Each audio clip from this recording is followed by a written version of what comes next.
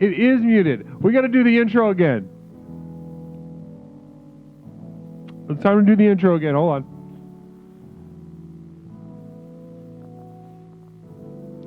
New intro.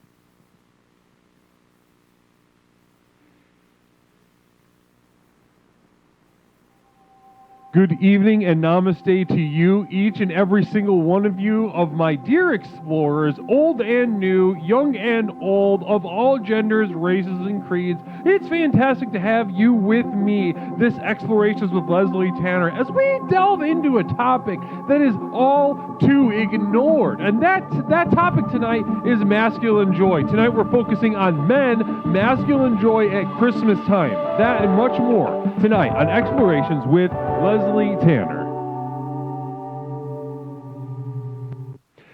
Namaste to you, my explorers. It's great to be with you and great to see you. My name is Leslie Tanner, and this is Explorations with Leslie Tanner, the program with which we explore the universe both inside and out to unlock and unleash the power that courses through our mind, body, and spirit. Namaste to each and every single one of you. It's fantastic. It's wonderful. It's absolutely wonderful to be with you. I wish I could hold you. I wish I could cradle you as normal. I wish I could hold hands with you, interlocking our fingers and sprinting through a field of daisies and such things as this, as we are communing together once again on Explorations. Fantastic. Fantastic to be with you. How is everyone doing? Huh? How bad is the delay? Because once again, I can't see it on my end. No idea what's going on. Is the audio in front of the video or video in front of the audio?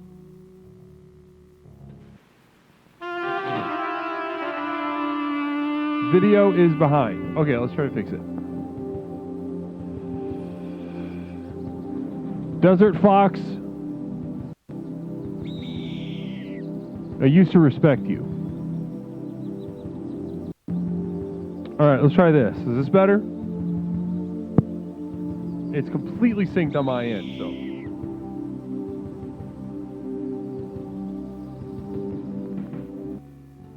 Completely synced on my end. How are we doing? How are we doing? How are we feeling?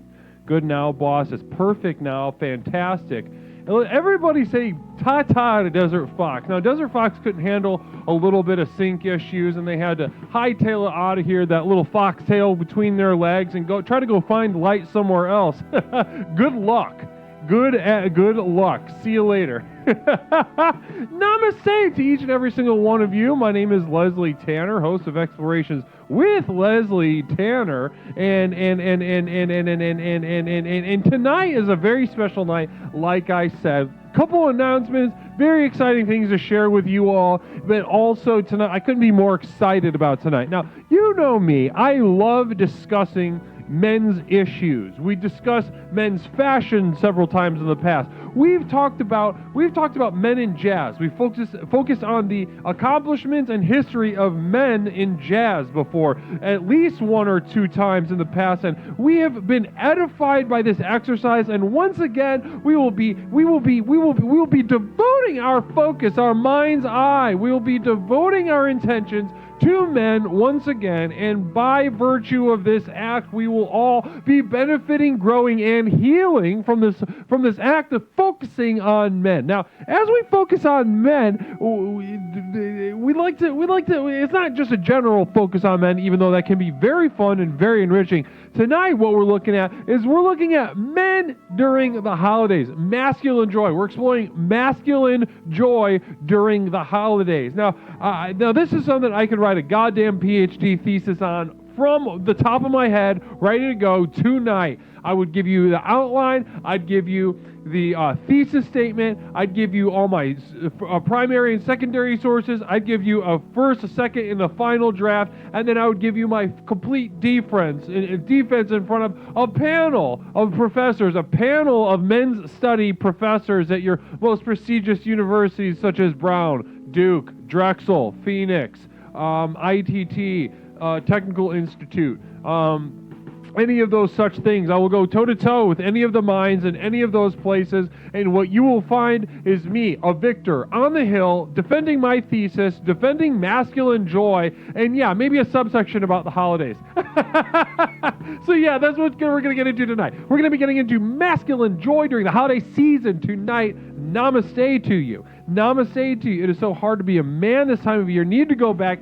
Absolutely. Toadman, I'm here to experience gender euphoria. Absolutely. Now, this gender euphoria, I ask you to only experience gender euphoria if you are, in fact, a man. If you are not a man, tonight is not your night. You go ahead and experience a little less joy. Save some of it for the men in your life and men in this community, specifically speaking.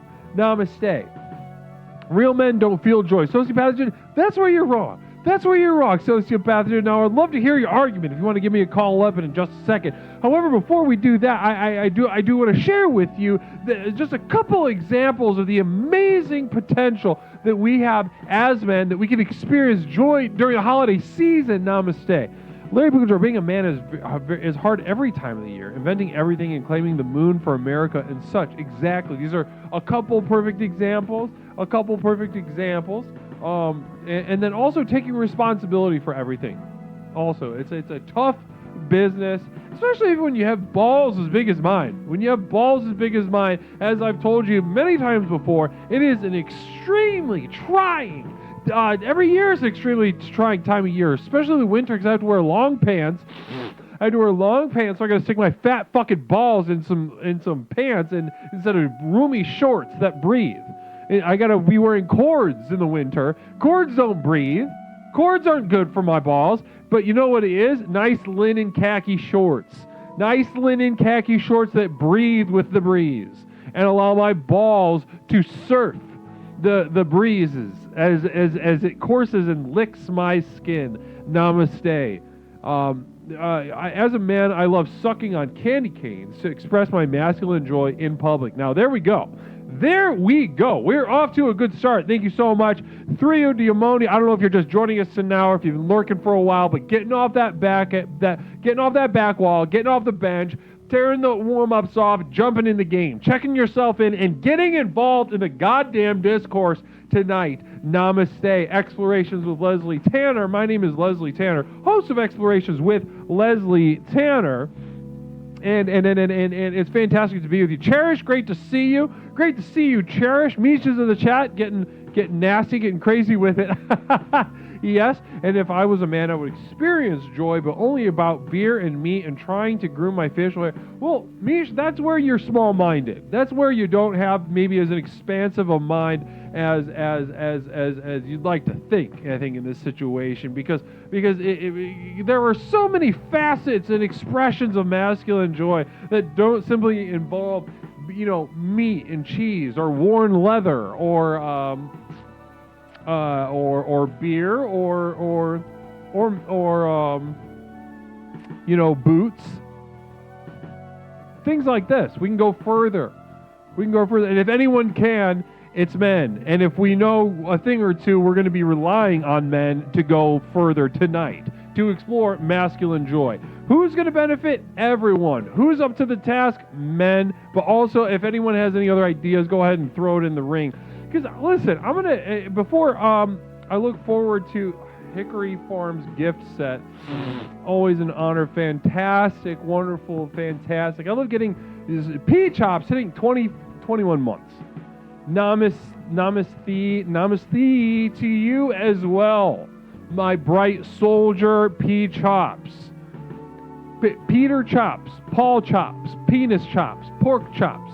Any of these words are P words as I explore an initial in your username. And it could mean any of these things depending on what is important to you. And that's the fun thing about usernames, isn't it, folks? Isn't that a fun aspect of usernames that we can use letters, we can use numbers, we can use special characters based on what we value. And I love that aspect of the internet. I absolutely love that aspect of the internet.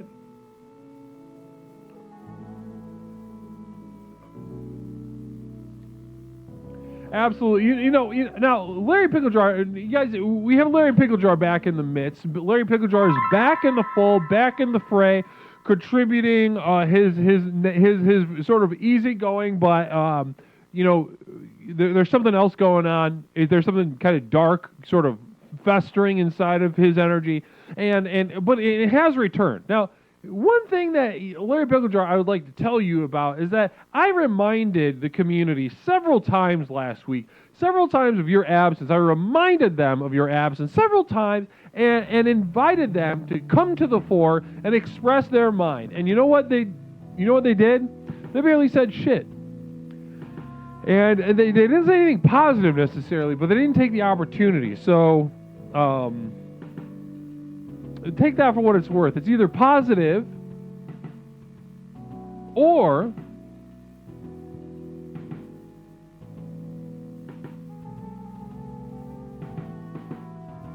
you're just simply not memorable. Either one. Because I was like, guys, no one's going to fucking terminate you. Just go. All right? Say whatever you want, especially regarding LPJ. And everybody's like, who? Oh, shit. Yeah, whatever. And I expected hell to rain on you. Maybe they were embarrassed. Namaste. Great to see everyone. Bless you. Well, guys, before we jump into tonight's theme, I do have... I don't know what the fuck that is. Let's see here. Is this it? Was that it? Is that it?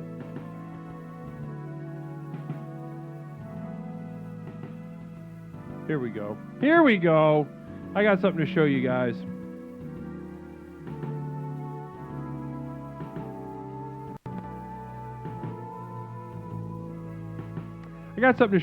Now, very exciting. Holiday time of the year. Much fun to be had and a psychic emergency. Please hold.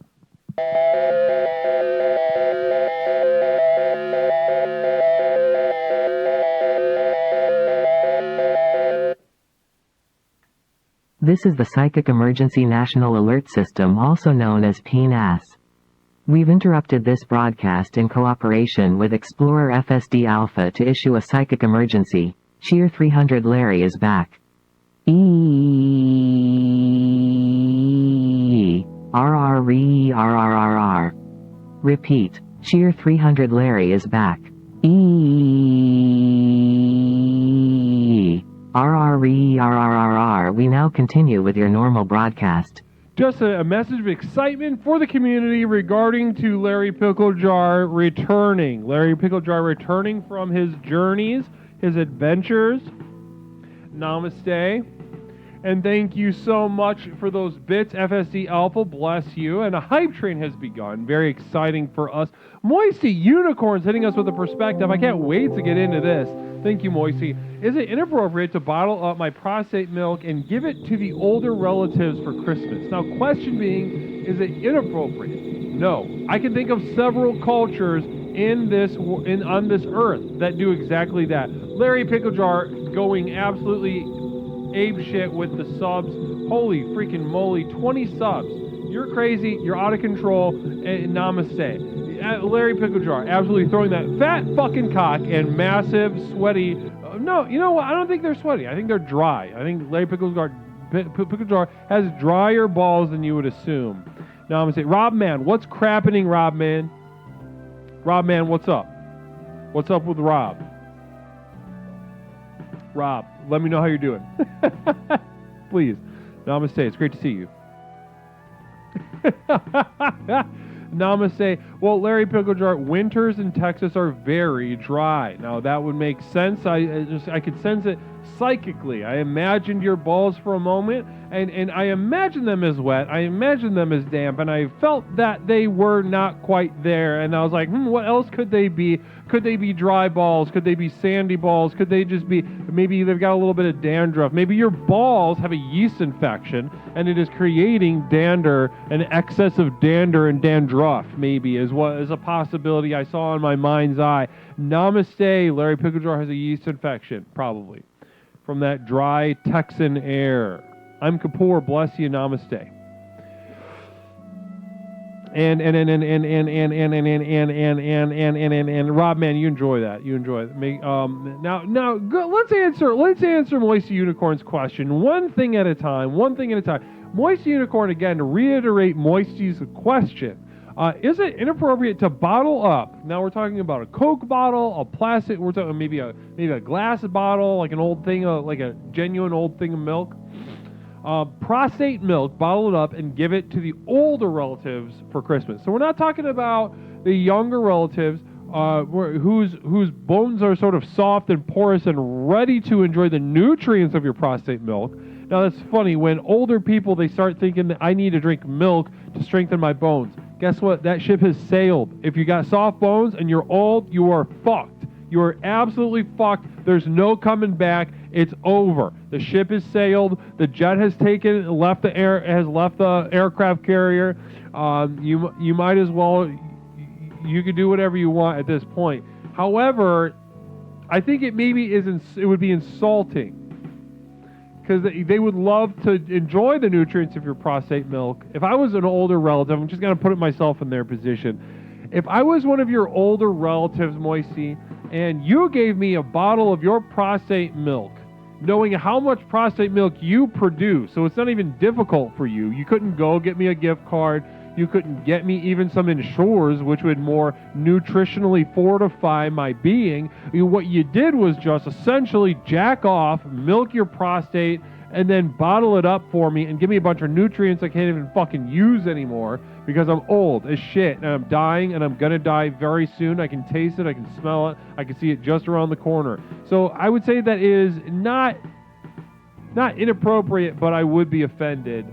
And maybe if that's how you guys joke around in your family, maybe that's okay. Maybe that would be fun, depending on how sarcastic you guys are. So I would say yes if you're sarcastic, no otherwise. Namaste.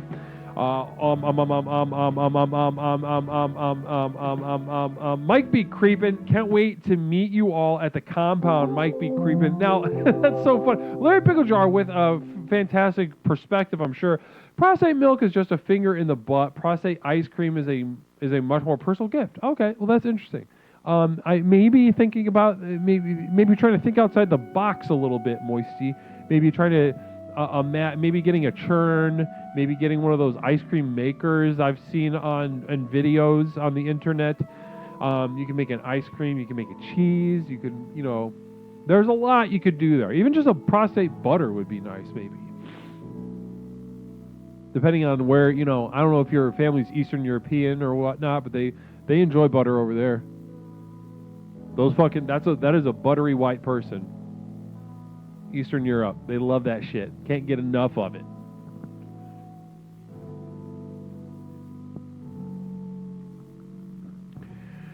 Now I'm going to say, Mike be creepy. Can't wait to meet you in the compound. So that's so funny. Let's go to the next point that I have to share with you.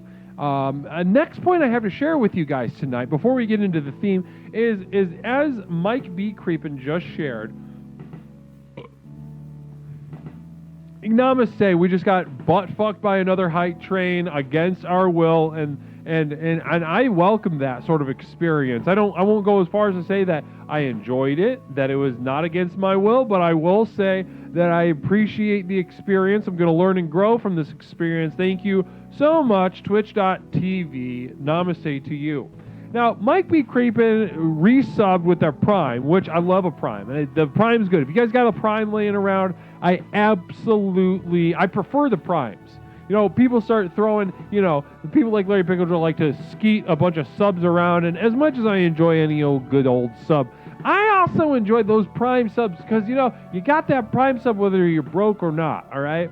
And sometimes, especially when you're broke, you gotta make real positive sure that you're doing something good with that Prime sub. So you gotta make it count. So knowing it's like you know, if somebody gave me a slice of ham at a sort of well-to-do home, I would be like, okay, thank you, I guess. But if I'm at obviously a sort of sad, dirty, smelly, poor person's home, and they gave me a piece of ham, and I could tell this ham came from Aldi, part of me is gonna enjoy that all the more because I know what you're sacrificing. I know how much it means to you, and especially given how terrible your life might actually be in the context of this. I just want you to know I cherish it. I'm gonna be savoring this weird ham. Namaste. Now, he also said, can't wait to meet you at the camp. Well, and we have a communal vision. Exciting. I love conversing and dialogue with my community. Communal vision from Moisty Unicorns. Is this the mall music from GTA Vice City? Interesting. No, this is actually an original arrangement. An original arrangement. I don't know if Dusseldorf is around or Sunset Pony, but this is an original holiday arrangement of the Christmas song by Sunset Pony, believe it or not. Believe it or not, this is, yes, we do have someone that talented in our midst. Namaste. Now, the thing I was trying to get to, this point that I've been trying to arrive at for about 10 to 15 minutes, namaste, is this Saturday very exciting. You mentioned the compound, you mentioned fraternizing, you meant communion of community. Namaste. Well, I am here to tell you exactly what we have coming up. Luke Man, namaste to you, Luke Man. Great to see you in the goddamn chat, Luke Man. Bless you and namaste to you and yours. Did you stream tonight, Luke Man? Turbo Scuff, it's been a minute since I seen your ass. Fuck you. Just kidding. Namaste. I cherish you, and I'm thinking about holding you like a baby right now. And just kind of, I'm finding that soft spot in your skull and just kind of rubbing my finger around it. Turbo Scuff. I'm rubbing my finger around the soft spot in your skull, and in my mind's eye, I'm imagining just sticking my finger right through that soft spot in your baby skull. But I'm edging essentially, and I can edge like this for hours. I would love nothing more than to penetrate your soft, gelatinous baby skull, but I'm holding off. I'm cherishing the edge. Great to see you, Leslie. You are a great man, Luke Man. Thank you so much. Streaming soon, just waiting on a late guest. You know how it is. I do, Luke. I do know how it is. It can be so fun, but also be so frustrating when people don't take our missions seriously. Bless you. Bless you. I wish you the best. I hope everything goes well tonight. No. The point that I'm gonna stop before anybody can fuck me up and interrupt me again with a communal vision or a PNAS or any other such thing and completely derail the message that I'm trying to share with you. What I'm gonna do right now is communicate to you. I'm gonna communicate directly from my mind through my mouth through sounds. I'm going to vibrate air into this microphone, which will send an electrical signal through the mixer. And from this mixer, it will go into one computer and then out through some other cords into the second computer, and the second computer sending it through the internet, bouncing around and several gigahertz through this universe to your computer so you can understand what it is I'm trying to share with you. Namaste. Tonight, what I share with you is nothing short of groundbreaking milestone for the community. Because this Saturday, yeah, we got something special up our sleeve. It's a Discord holiday party. A Discord Christmas party with Leslie Tanner, Krampus themed, this Saturday at 8 p.m. Central Time on the Discord. We will be hosting an evening of festivities, of drinks, we'll be wearing our festive wares, and also we'll be doing Christmas Carol Karaoke, all on Discord, this Saturday at 8, December 16th. For more information, visit the Discord so somebody will post about it. It's an event on the Discord. Well, that's just fun. You know what I mean, Luke, man? Listen, Luke, it would mean the world if you could stop by. It would absolutely mean the world if you could stop by. Any of you in the chat right now. Luke, man, since I got you on the horn, though, it'd be, if you could just make an appearance, that'd be really something special for us and for me personally, also in my journey, also as well. Namaste. Craig is hosting this. Better come wasted, I guess. Well, you know, you got time to ramp up the waist. You can go Miss ham plane to plain-tomatic. That is a misshapen, Miss Champlan. Ooh, that's a tough one. Miss Ham Planet Omatic. Can you break that down for me, that username? Namaste for the Prime. Thank you so much for that Prime, Miss Ham. But if you could break down that username, I am at Ham Planet. Miss Ham Planet Omatic. Okay, so it's fun. Like you're a break dancer? Are you a break dancer? Are you a bee girl? Can you do the dances? Can you do the foot shuffles and what have yous? Are you a hip hopper?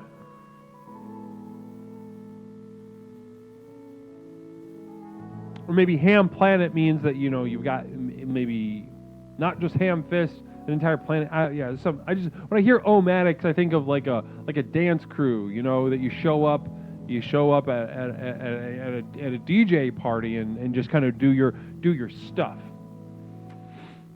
I spin, kind of just like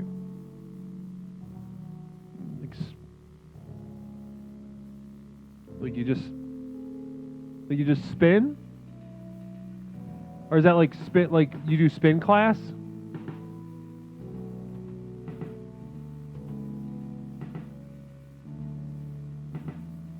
Please be offended, no worries. I don't understand why there's phone verification anyway. Is there a phone can we turn it off?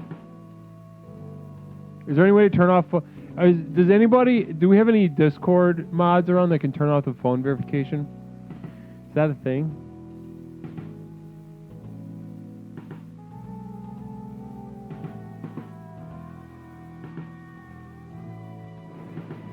Okay. Well, guys, just to reiterate, please be offended. It'd be great to have you there for the Christmas party. Hopefully we can sort this out with the phone number business. Also, feel free to make one up or use someone else's phone number or some such other act. You know, anything that you feel comfortable with, but we'd love to have you there. But push yourself in terms of comfort levels and get to this party. So, guys, to reiterate, this Saturday, 8 p.m. Central Time, there will be a Leslie Tanner Christmas party, Krampus themed, in the Discord. Drinks, foods, Christmas little outfits. I've got an entirely different sweatshirt to wear. I will be drinking a little alcohol, and also Mish will be there. Luke Man will be there. I know several others of you have already committed to attending. Very exciting. We'll be doing a Christmas karaoke of all things. Very exciting night planned for this Saturday, 8 p.m. Central Time. Namaste. James and the Cat. Will there be nose beers? Is that cocaine? You can bring some. Larry Pickledor giving a sub to Spectral Sybil. I've been meaning to. I wanted to do the announcement here, and I was going to invite Sybil. Funnily enough, I was going to invite Sybil to a holiday party this Saturday evening, 8 p.m., which is probably like 4 in the morning over there. I don't know.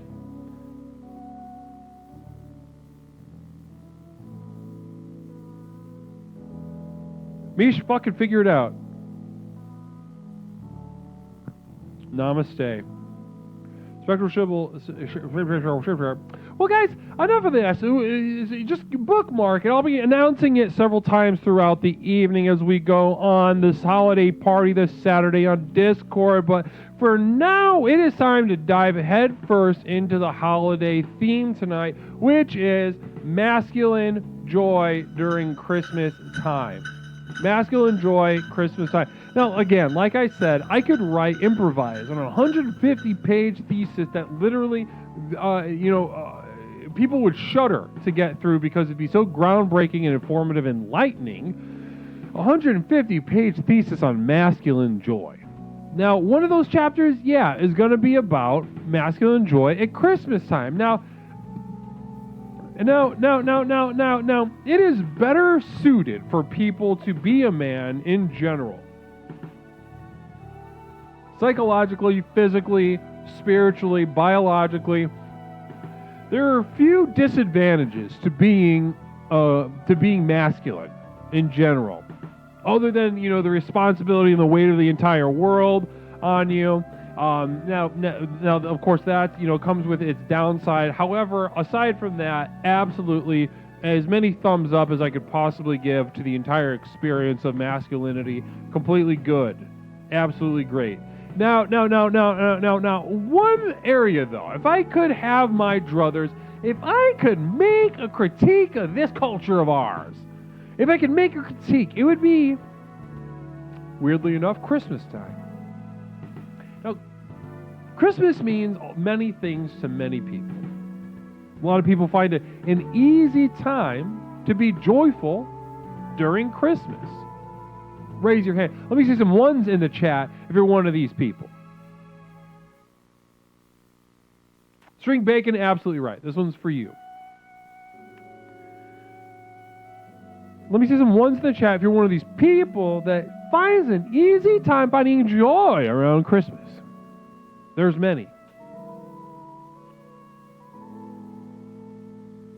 Now,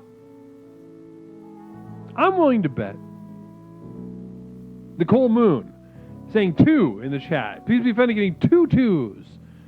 Nicole, great to see you in the chat. Namaste. Namaste to you. No. The thing about Christmas, don't get me wrong. I enjoy aspects of this, but also as many men do,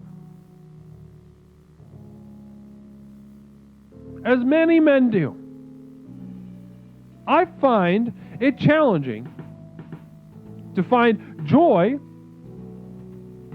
during the holiday season.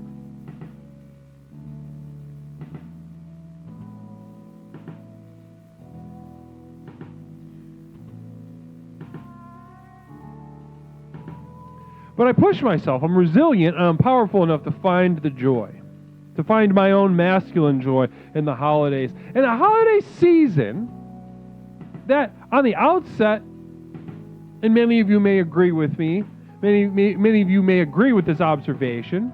I certainly agree with myself. Amidst a season that seems geared for children, women,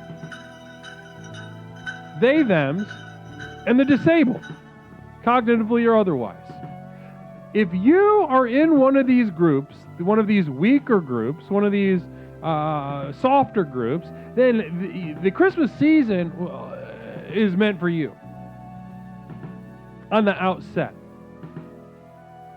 But if you're a rough and tumble masculine guy, just trying to, make it happen for you and those that you care about, then it can be difficult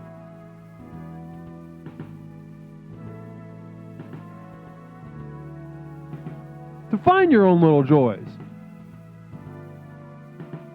So I put together a couple of joys that I enjoy around the Christmas season, and I'd like to share them with you, but then open up the line because I need to hear from the fellas tonight. I need to hear from everybody, especially if you got something to contribute. We are focusing on men tonight. All right, we are focusing on men tonight. Maybe if you are someone that's not a man and you have something to contribute, maybe we could retool one of your more shallow joys for a more profound masculine joy. Maybe we could retool that. That would be some fun to have. But if you're a fella, I'm wanting to hear from you tonight. All right. Now, the first one that I could think of. Get my little list out.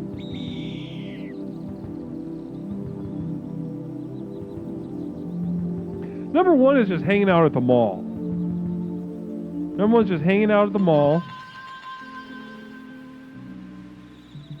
Now, this is kind of a cheat because I think hanging out at the mall is just a generally masculine thing to do, and it is a year-round thing. You can literally always be a man and have a lot of fun hanging out at the mall. Period. End of story. Now, if this, but especially during the holiday season, they put up the decor, and you could just go a man can be a man at the mall and just kind of enjoy that. Enjoy the experience, enjoy the feelings and what have you. Enjoy the decor and the vibes and still just maintain your masculinity. In and around the JCPenney, if that's one of the anchors, or maybe a Ross Dress for Less, or a DSW, or a Carson Perry Scott, or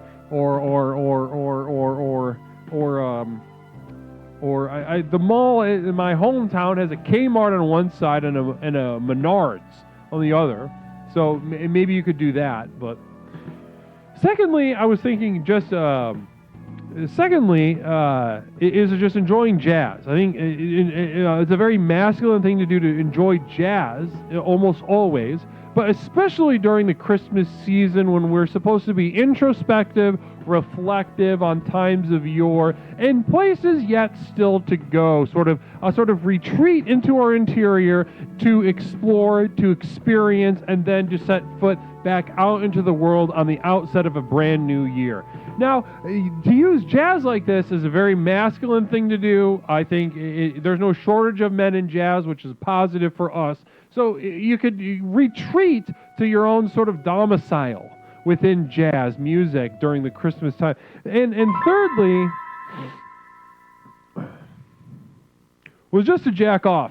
Now, if you're looking for something to do during the holiday season and unsure to do, again, this is something you could do all year, which maybe is a little bit of a cheat, but especially during the Christmas season, to be able to edge, the ability to jack off in various different situations, different positions, hanging from the ceiling, upside down, right side up, in different yoga positions. Have you ever tried a Shavasana and tried orgasming without touching your balls? No cradling, just tugs. Not even any push downs, just tugs, no balls, in a Shavasana. It's going to be the most difficult thing you've ever done in your life. Namaste. Mike B. Creepin, thank you so much for that gifted sub. Bless you. Bless you. Well, guys, let's get into it. 708-240-8953. We're talking about masculine joy during the holiday season tonight. We're looking for ideas. Fellas, we're at a disadvantage. Now, this time is meant for the gals, and the gays, and the theys, and the sort of water brains. This is meant for them. They get cooler PJs. They get to suck on candies all the day long. Bish, already a good suggestion. Go ahead and call us up, 708-240-8953. Also, what I'm drinking right now, I just want to give us a quick shout out. This is a Sodi. This is a Diet Coke, a little bit of whiskey, but a Diet Coke and coffee creamer. Now this, I'd like to thank Mormon women. Do we have any Mormon women in the chat right now?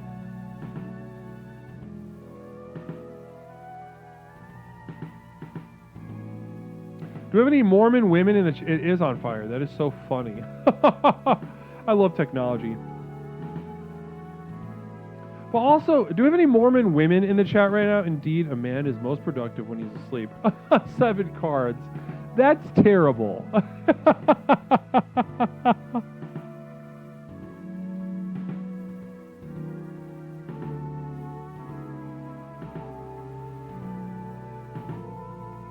My grandfather, who was in the seminary, first drank that.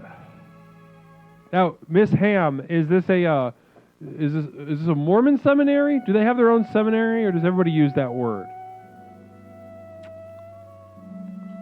That's just like a Christian thing, right? Well, anyway, I want to give a quick shout out to Mormon women for putting this drink together. Diet Coke and coffee creamer. And because I'm feeling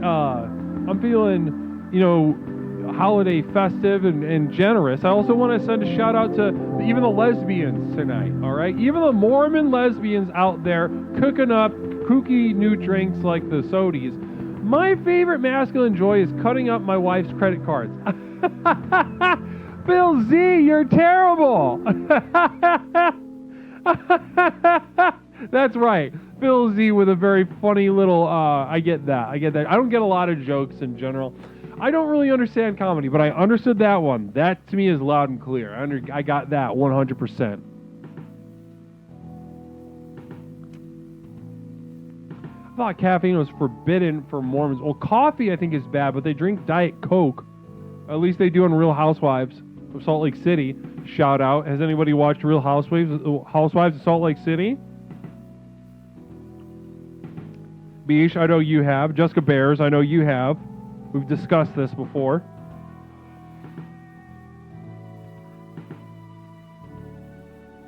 My favorite masculine joy is carrying her to the bedroom and telling her it's time.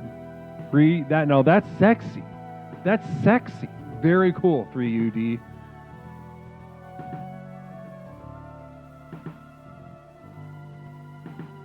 Oh, 13th Juggalo, yeah, soaking. I grew up Catholic. We had soaking as well. That was on the grapevine as well. We discussed that. Namaste. Communal Vision. My favorite jingle is from the show Left-Wing Christian, Right-Wing Satanist, Left-Wing Satanist, Right-Wing Christian. My favorite jingle.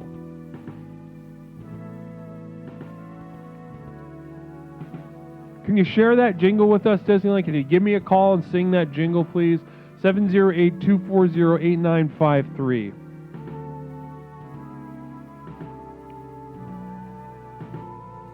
If they're any kind of ethnic, then there's a chance they're Catholic. I guess, but not true. I mean, I grew up in rural Indiana, so not a lot of ethnic anything there. Unless you count Western Europe.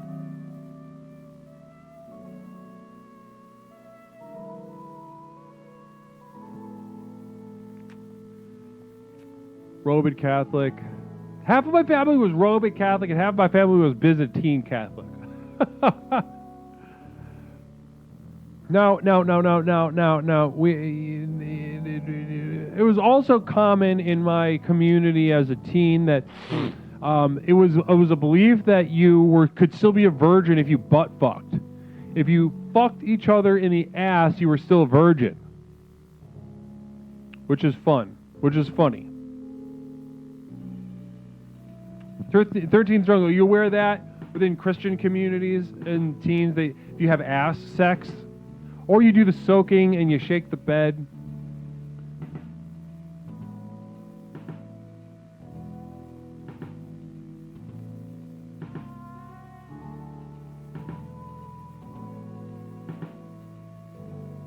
I mean, it's not like official Catholic dogma that you can fuck each other in the ass. I mean, not official, not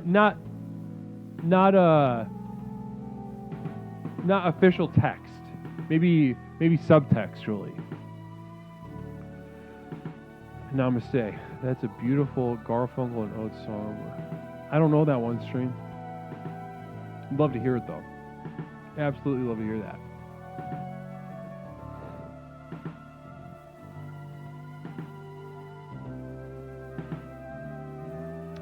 Yeah, well, oral was like, I was in an abstinence group in high school. We visited middle schools to tell them not to fuck.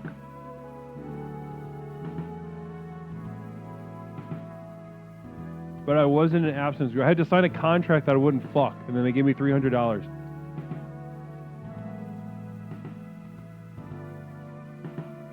Need to go back. I'm still in it. You dog, save it up. Save it up. Rob a bank with it or something. You're gonna come so hard you're gonna like melt steel.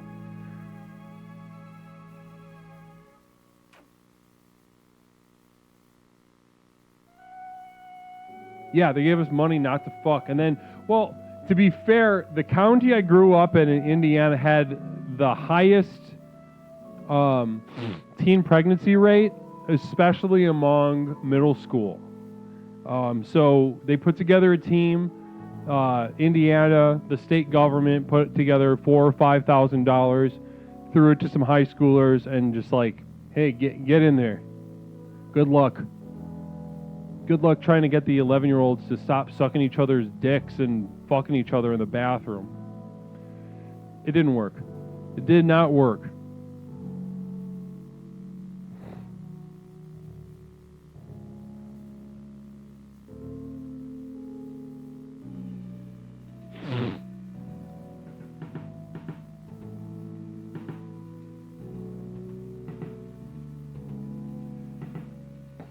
Yeah, my high school had daycare. I mean, and it's a little sad. You know, those of you that are from the middle of fucking nowhere could probably speak to this as well. I mean, you know, suffering is suffering on some level. However, when bleak shit is happening out in the middle of nowhere, nobody gives a fuck. Nobody's even about to give a fuck. You're not the object of a academic probe, or nobody's majoring in trying to understand where you came from. If your parents are meth addicts, you know, from a fucking trailer in Central Ohio, no one's writing a fucking thesis on your ass. Good luck, you fuck.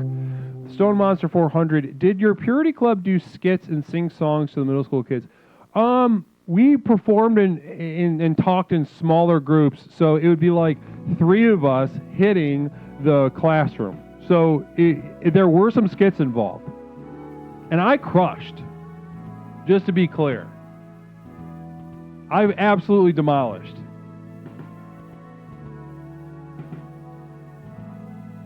It's not that hard to fucking crush in a situation like that, just so you know. But yeah, I absolutely fucking crushed. I also coached Special Olympics, and I would play them. I play them in basketball, and I would crush them all as well. Ooh, if I remember to skit, shit. That's like 20 years ago. Caller, welcome to Explorations. My name is Leslie Tanner, host of Explorations with Leslie Tanner. What's something I can call you tonight? Hey, Leslie, it's You Can't Call Me Al. You Can't Call Me Out. It's fantastic to hear from you. You Can't Call Me Out. How you doing tonight? I'm doing all right. How are you? I'm doing fantastically, doing wonderfully. Just honestly having a nice rapport with my with the chat right now. And you're our first caller this evening. Yeah. You seemed lonely, so I thought I'd call. Yeah. And talk about masculine joy. You know. I love. I couldn't be further from lonely. However, I'm overjoyed that you called, because I would love to dig into tonight's theme, masculine joy, around the holiday season. Now, when I say those words to you, call me out, what comes to mind? What have you been thinking about? Well, you know, loneliness. It's funny that I say it. You know, when I think of Christmas time, as a man, as an adult, right, it seems a lot more lonely than it did as a boy. Why is that? Why is that? Probably because my mom's dead, Mm-hmm. And so that kind of takes some of the fun away. Yeah, that'll do it. Did you like your mom? Did you love her? Yeah, I did. You guys got along? I did. She was a pretty good person. Yeah. Okay, and so, what's your dad up to? You hang out with your dad still? Yeah, but it's not the same. You know, dads don't care.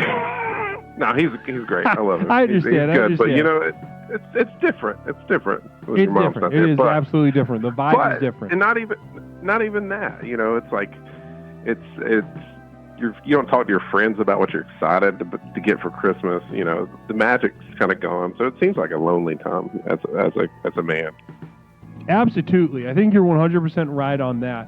It's difficult to you can't do all the shit that you used to do.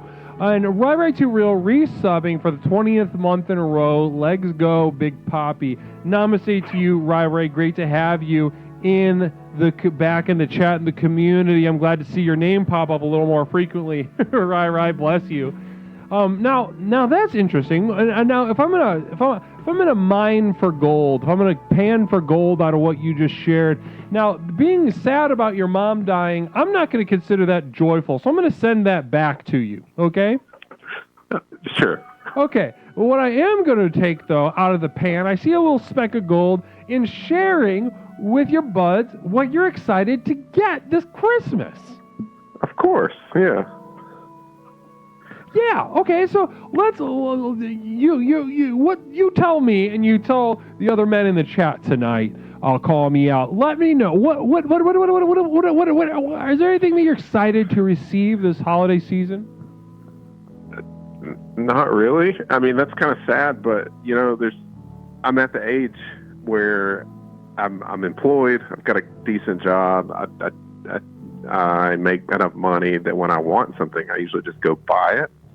And Right. so, like, the pickings are slim, but I'm hoping, fingers crossed, that someone gets me one of those heated coffee mugs for my desk at work. It's so fucking lame, but that's kind of what I'm excited about. A heated coffee mug. Looking forward to a heated I just saw one of those for the first time at Target today. Yeah, they look awesome. I mean, I just explain to me what's going on. Explain to me what's going on with this mug situation. What's going on? So the deal is like I'm at work. Hold on one I'm second. Communal Vision coming in from Phil Z. I'm receiving a massive credit card bill and an audit from the IRS. Fuck this shit. Sounds like shit, Phil. Thanks for sharing. Appreciate it. Go ahead on. Yeah. So like in the morning, I get to work. I make a pot of coffee. I get a cup. I go and sit down at my desk, start answering emails. I pull it away. My colleagues are all older folks. They don't know how to One second now. Caller, would you like some prostate ice cream? I know a guy from Larry Picklejar. Now, is that something you'd be interested in? I'll have to pray about that. Have to pray about that. Pray to the Lord. Who are you praying to? Just praying. General reflection, meditation. Yeah, just. I get that. Actually, it's really the reason I say that. It's kind of a joke. I was raised in the South, and if you want to not say yes or no to somebody, and you want them to quit asking, if you tell them you'll pray about it, they always shut up. It's great. Where the South you from originally? Alabama. Alabama. Now that's a state we don't hear very much about. Well, in one second we have a psychic emergency. Oh God. I know. I wonder what it's about.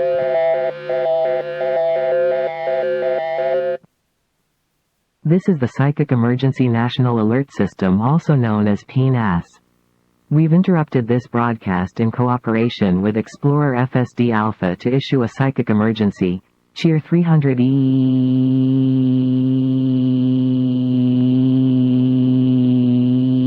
massage parlor therapy time. You're cured.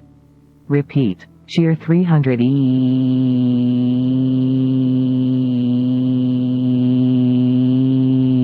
massage parlor therapy time. You're cured. We now continue with your normal broadcast. Interesting stuff. Thanks so much for sharing that. FSD Alpha, bless you tonight. Thank you so much for that emergency. Raised the level of an emergency. I appreciate that. So getting tugged off, I imagine, is what he's talking about, and I appreciate that. Now, go ahead, Alabama. Now that's a state we don't hear very much about. What the fuck's going down in Alabama? God, I don't know. I just stay in my house and avoid people. It's rough out here, born and raised here. It's no, I don't know. It's a beautiful place. I love it. The people are great sometimes. Just don't look at their Facebook pages because it just makes you sad. What kind of shit are they saying on Facebook in Alabama? I don't know. I just avoid it. Shit. I don't know. Give me some examples. People, I mean, it sounds. Listen, I'm an outsider looking in. I don't know a goddamn thing about what you're talking about. But go ahead, fill me. Just give a couple examples that come to mind. So, well, I mean, generally, the funny thing is, and this probably is true for rural Indiana as well. But like, there's a lot of people that didn't figure out social media until they were in their 50s. And now, like, they're doing all the embarrassing shit that we did when we were in middle school, when we were on MySpace and early Facebook and that sort of shit. And now they're just grown people doing very embarrassing things on social media, as far as like posting stupid shit. Like, do you like just Tommy airing out their- Tuberville or love Tommy Tuberville? God, fuck Tommy Tuberville. Tuberville? Yeah, he's the Auburn football coach that's a senator now. Mm. It's fucking sad. So we're saying maybe probably like chain mail, like those chain letters, like share this to 9 people, or if you don't share this to your story right in your Facebook status right now. Yeah, or kind of share stuff. this if you love Jesus, or Satan will win. You know, that sort of shit. You know what I miss? You know what I miss about Facebook back in the day? Those people, What's that? I would love getting, the 1 like equals 1 prayer shit. I fucking loved that stuff. Mr. Defoe with the Communal Vision. It kills me when people talk about Mobile, Alabama and pronounce it like mobile phone, which I just did. Damn, you did it. That's so funny. I just did it. Now, is it Mobile? It's Mobile, yeah. Oh. Mobile. Well, at least I'm not, I see, when it comes to situations like that, I think ultimately I win because I don't live in Alabama. Or I'm not from there. But also, That's true. now, the 1 like 1 prayer stuff, though, it really fucking, I love that stuff. Absolutely ate that stuff up. It'll always be like a picture of like a starving fucking, who knows, like a starving Indian kid who just got thrown from a car and smashed up against a tree, and their eyes hanging out and their stomachs distended, and they've got like fucking 40-year-old Nikes on, and they're just like praying for my sister to get some FEMA rice, and then it's like 1 like equals 1 prayer, and I'd be like, yes, 1 like equals 1 prayer, 1 share equals big time prayers, and I'd always share that stuff.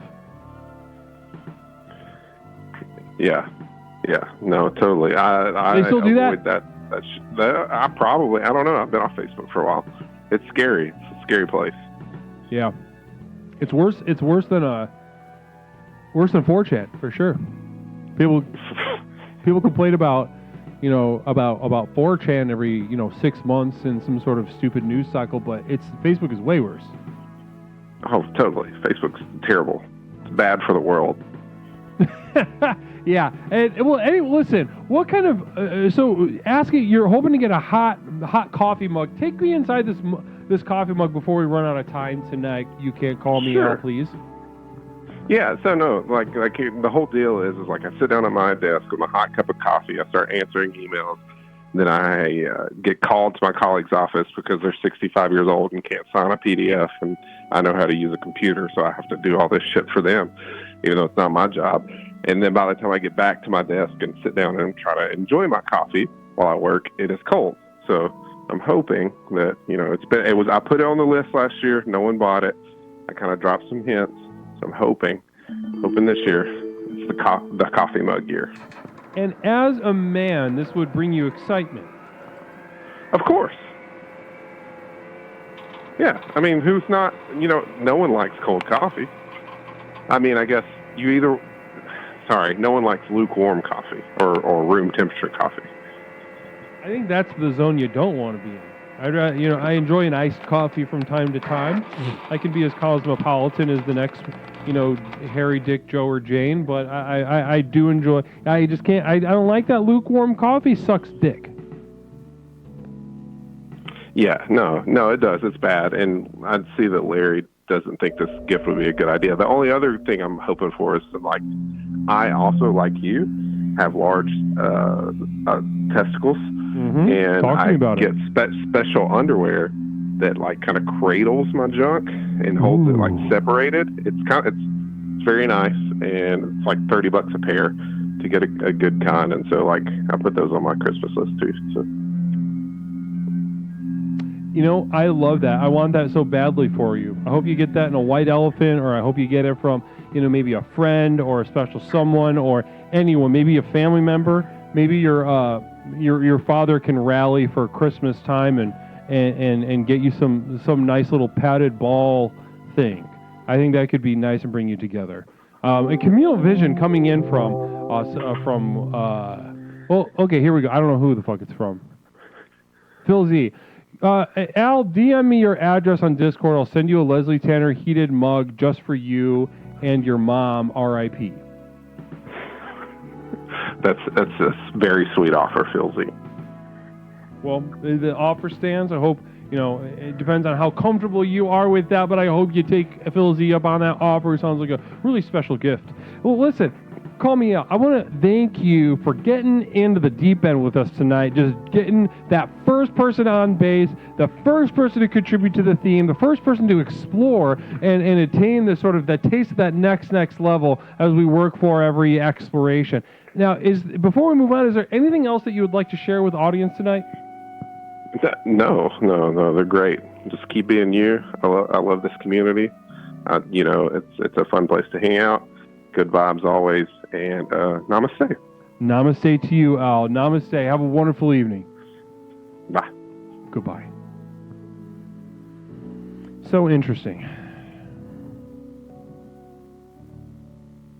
You have Yakult.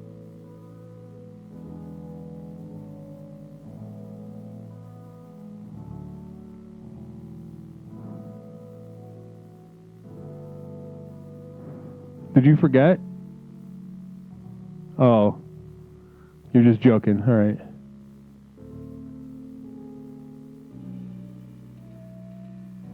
I'd like to visit Alabama. I've never been to, well, I guess I've been to Louisiana.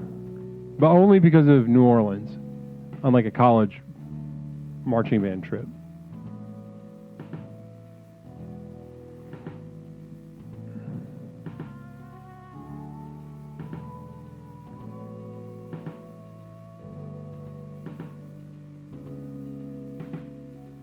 Need to go back. In the marching band, I played tuba. In the marching band, I played tuba.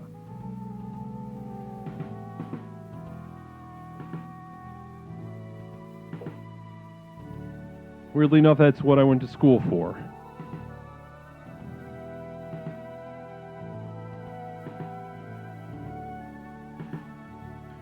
Larry Picklejar says that it's the most gay instrument. As funny as that is, and I really appreciate your sense of humor, as always, on things such as this, I would have to objectively, I don't think I'm going to disagree with you. Objectively, I think you're off. I don't think the tuba is the gayest instrument. I think a flute shaped like a penis would be maybe the gayest instrument, or something like that. The tuba is just fucking stupid. It was a dumb instrument. Universally, it sort of signifies, like some big fat retarded person like eating a fucking hot dog walking down the street or something. It's just like, and that was my major. I'm like $60,000 in debt still because I learned how to do that really good.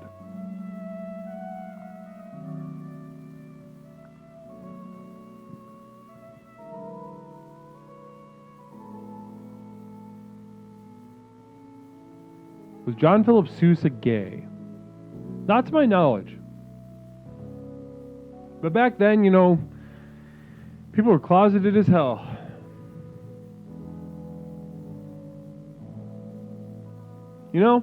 But also thankful. I'm thankful that artists back then were closeted. Fucking clamped down on that energy. You're not accepted.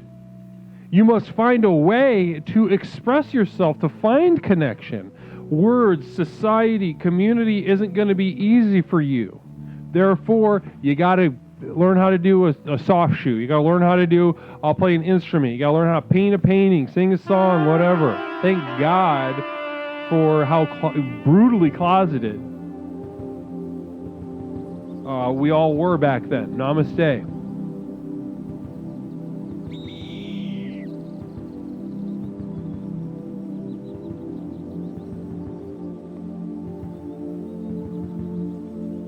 O'Clock, you played the xylophone. Were you good?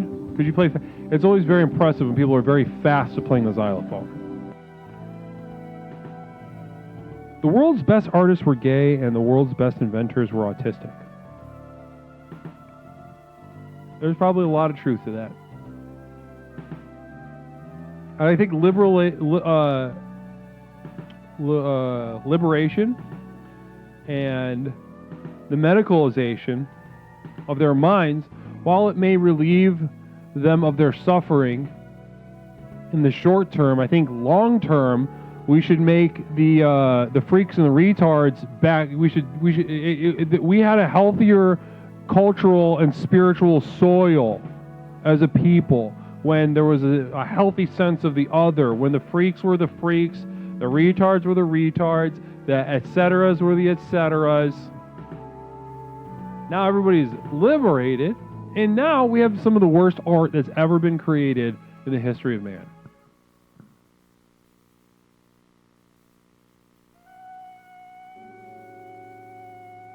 People should be afraid of autistic people, is what I'm trying to say. We need to go, there's a sense of loss. Should we be afraid of them? I'm not going to answer that question for you, but did we take a hit when we decided that we're going to stop being afraid of autistic people?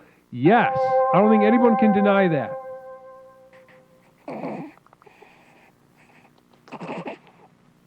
Okay, need to go back says, so go back to bullying gay people and the music gets better. I don't know if it's that simple.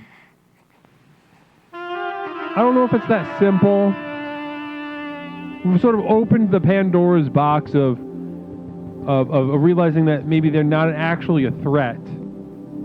But we lost something when we opened that box. I don't know if it's as simple as just bullying them. I think it can't hurt, or it can hurt. It can really actually cause a lot of pain and suffering for very vulnerable people. The lowered barrier of entry to the promotion of your art is what ultimately led to us being aware of all of the crap. Interesting point, Defo. Interesting point. Thank you for the bits and the interesting point. Please be offended. I'm just saying, I'm not saying that autism can't be powerful as a weapon, as a defense, as any such thing. But I think that the playing field which you're plugging into has changed. Is there anything more grating? Anybody, if you got autism in the chat right now, you tell me. Or if you're ever any other sort of shade of, freak or ne'er-do-well or whatever, tell me, is there anything more grating than someone telling you, just like kind of getting the casual understanding, getting casual like lib understanding? Stone Monster, repression creates misery, misery creates art. That bunch of football stuff.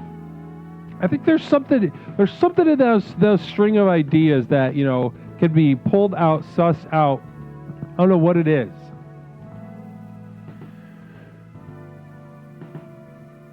Does being very sleepy count? Yeah, sure. Yeah. They would have given you like a lobotomy or something like 40 years ago.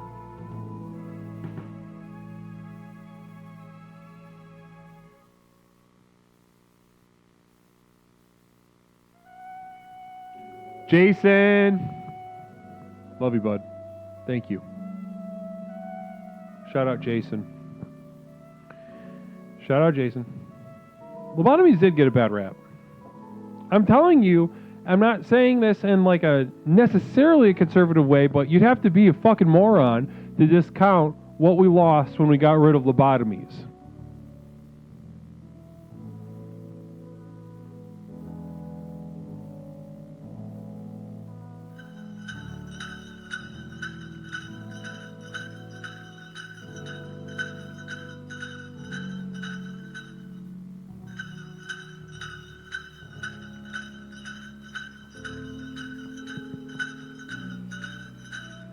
Guys, if you're not following Jason Melton Twitch right now on twitch.tv, then join me and be like me. I'm already following Jason Melton Twitch.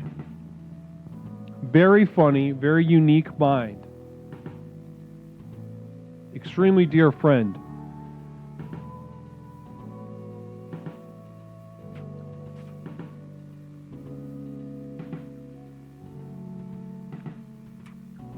Should we bring back psych wards? Yeah. Most fucking definitely. I mean, the wards, you mean like the hospitals or asylums? I'm just saying, maybe you could have the hospitals without,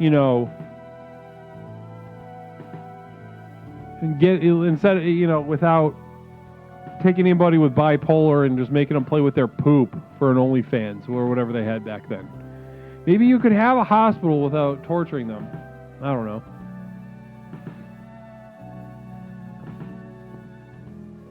Behavioral health. I love that. I love behavioral health. And we have clients. And we have behavioral health. Behavioral health. It's how they behave. It's a behavioral problem. If you're schizophrenic, it's a behavioral problem. That's so funny. Caller, welcome to Explorations. My name is Leslie Tanner, host of Explorations with Leslie Tanner. What's something I can call you tonight? Hey, it's Phil. Phil Z, good to hear from you. Phil Z, how you doing tonight?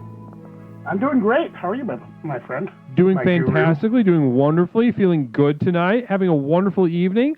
We're talking about masculine joy during the holiday season. Is there anything that comes to mind when I say that to you, Phil? Oh, dear Lord. One of my favorite things for masculine joy is hiding out in the garage, drinking various beverages and ripping butts and hiding from my family.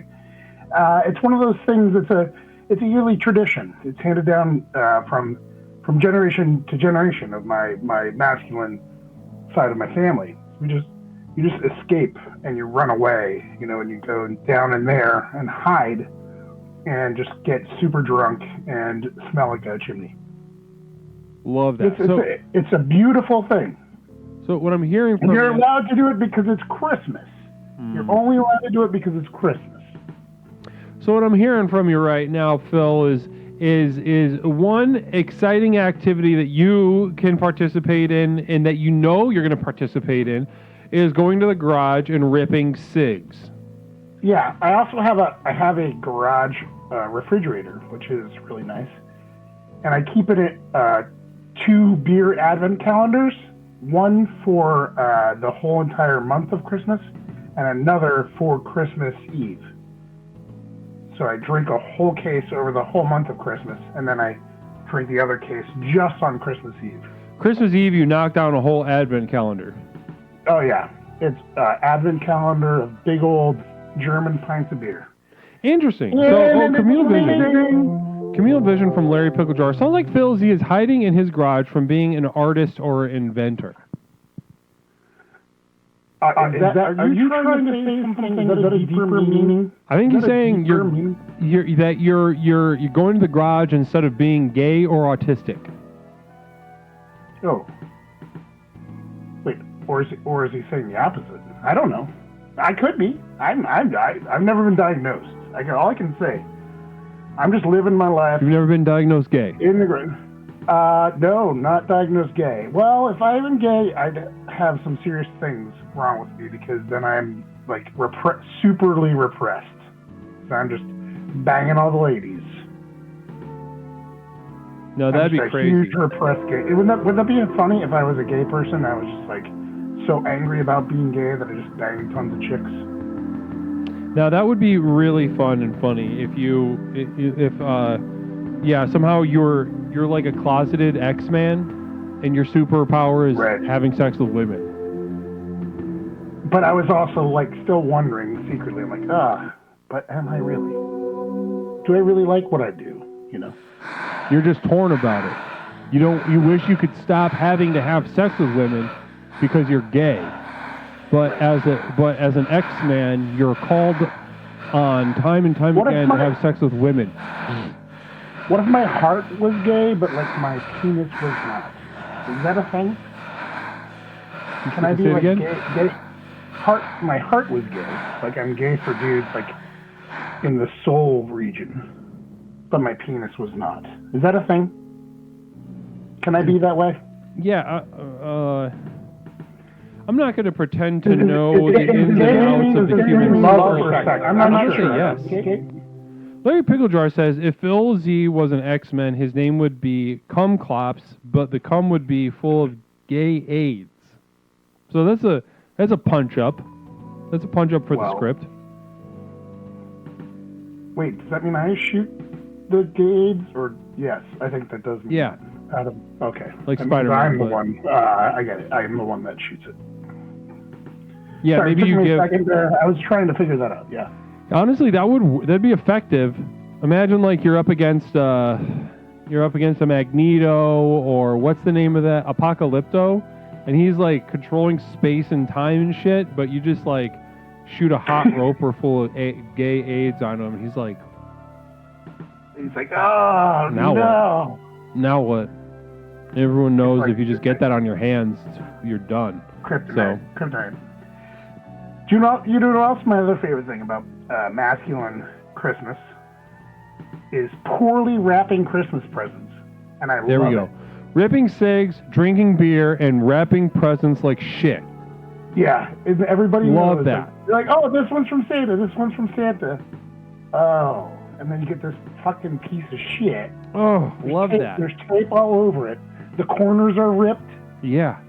Everything looks like a piece of crap. And you're like, oh, well, who's this one from? It's obviously from, like, dumbass Santa.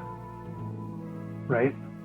I'm just like, well, fuck you. You want these presents? I'll just throw them in the trash. You think, oh, the wrapping's so important? I'll just throw them out the window. Yeah, I love that. I mean, I think what I also love about that is it through just the gorgeous institution of empathy, someone who receives a gift that you wrapped, they see it, their excitement stops, right? Because it doesn't look good. The suspension of disbelief is gone. What they do is they get this like kind of wrapping paper that's been wadded around whatever the fucking object is, and they're immediately called to have pity on you for having tried your best. So they know that you're not doing it right. They know that you're incompetent in this skill, but that you tried, and they appreciate the effort, and that in itself is its own gift to the world, isn't it? No, but my joy is not giving a shit.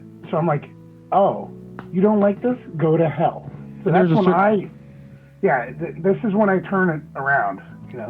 There's an excitement that comes when you're like, oh yeah, I'm like, oh, guess what? I don't give a shit.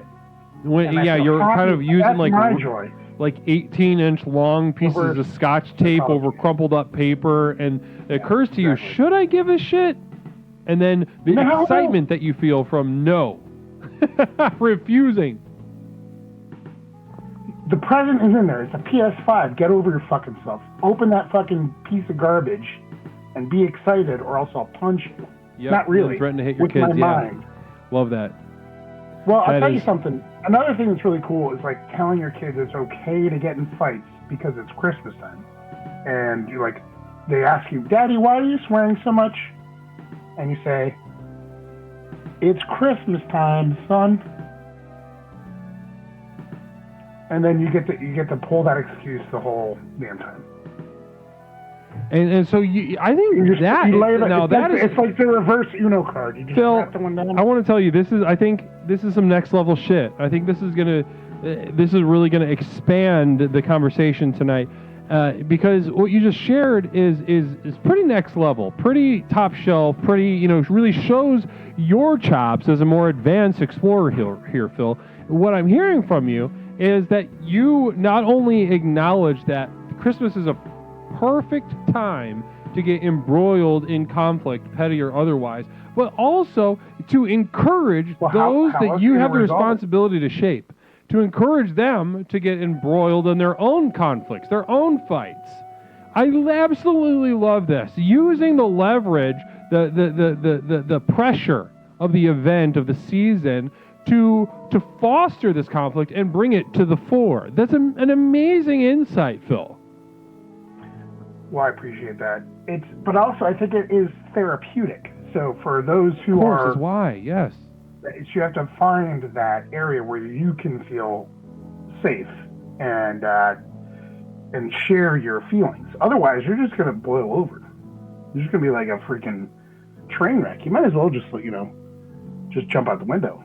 Yeah. You know, so yeah. it's better to express and absorb and be able to be there with everybody and be present. You know, be present. So I will add one more little other tidbit, another favorite Please. thing for men. So I would this is going to be my recommendation to the community here. Tell all your friends and family that you're poor, right? And you can't afford gifts this year, right? Sure, yeah. Then go to a Five Below, right? And just grab some really garbage crap and it's like, well, I couldn't afford anything, but I bought this for you. And then you make them feel really guilty. And then they give you something that's like super cool as in return, right? And the next thing you know, like you're just rolling in the gifts. You're just hauling in, and they're like, ooh, let me send you a check for $1,000 because you sent something to Auntie May, right? For you got an Ocean State job lot. Now she thinks you're like the sweetest dude in the world, right? Do you know what I'm saying? I see, yeah. It's all big. And you've been terminated. Namaste. So just to recap that last point, that was Larry Picador. Thank you so much for those bits, and thank you for letting your voice ring through the halls of the community, terminating that last call. Namaste. Now, the thing that I just kind of want to wrap up is, because that is a pretty interesting point. What he's saying is basically to manipulate people into giving you things. And this is a very perfect time of year to do that. If you have a manipulative bone in your body, if you feel constantly as if someone has taken from you and everybody owes you everything in the world, then this is a perfect time of year for you. Make a big deal about how you're struggling financially, but that you're really going to make presents work. Apologize profusely. And then come Christmas Day, you can give them the water bottle that you bought at Five Below or Dollar General or what have you. Give them the hair ties. Give them the 2-in-1 shampoo conditioner. Then receive the benefits of their pity and enjoy the material joys of that. Especially as a man, I think that could be really nice. Namaste. Here we go. Getting terminated is a great way to process some bad karma. It absolutely is. You get up here. If you start to bore people, they will say, fuck you, cancel it, move you on, and then you get relieved of some of your karmic burden. I think it's an interesting point, Jason. Thank you. Namaste.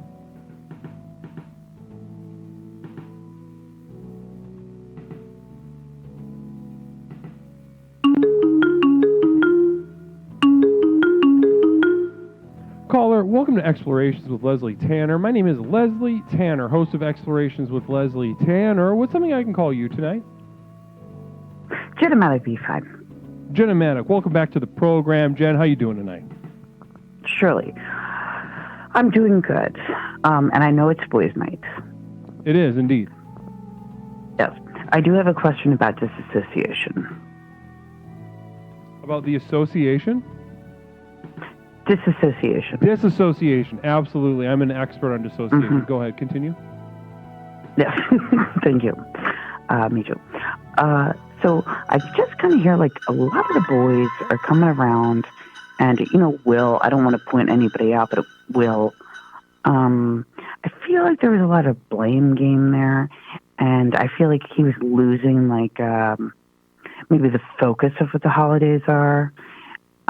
It seemed kind of negative and also very blamey, as I think I might have mentioned. I hope I mentioned it. On whose part? Who's being blamey? I do believe it was Will. Will. So the last caller? Will. Mm-hmm. Oh, that was Phil. Close, yeah, Phil. Or Bill.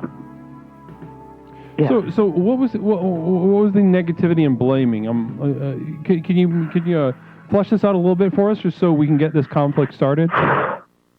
Yeah, sure, absolutely. I feel like he was he was talking quite a bit about how he just wanted to fart around and sit on the couch and felt sad for himself. Mm-hmm. And I think he complained about his presents that he was getting.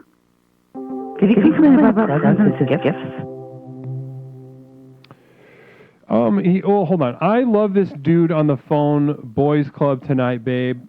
It says Stone Mile 400. Shoot. Yeah, I'm sorry. Yeah.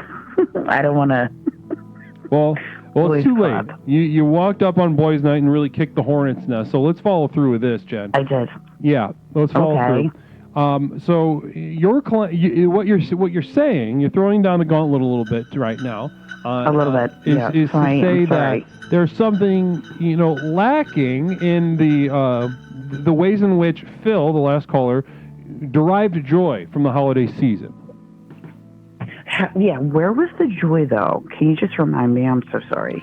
From ripping cigarettes alone in the garage, from drinking beers slowly but then also quickly, from doing a Right. shitty job wrapping presents. He kind of makes his nipples hard to do a bad job, and then I think that triggers me. Mm-hmm. It was the that present triggers thing. you. So somebody's joy triggers you.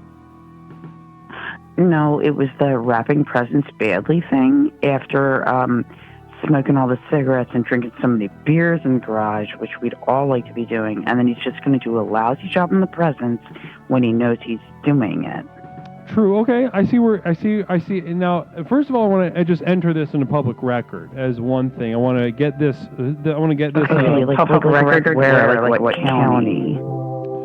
Just in our little compound here. What would your X-Men name be, and what would your power be? This is from Larry Picklejar, Jen. What would your X-Men name be, and what would your power be? So does this mean I can, say anything I want? You could always do that. I feel like I'm on the Here, spot. you could always do that. Just go ape shit with it. Okay. And you've been terminated. Namaste. Oh, Well, the gauntlet has been thrown on Boys Night. Our first call from a non-man, and complaints received about how a caller derived joy come time the holiday season. Namaste.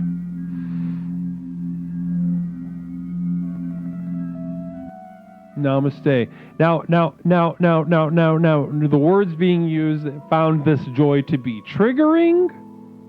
We didn't have time to go into that because Larry Picklejar did a whole gave her the 1-2, the sort of like, hey, you're safe, answer this fun, playful question. Then as soon as she started, she got a big fuck you from the termination, and that's something interesting. So there's a lot there. There's a lot there for the exploration, and I love this sort of argumentation. I love this conflict. I really want this to keep going tonight for us.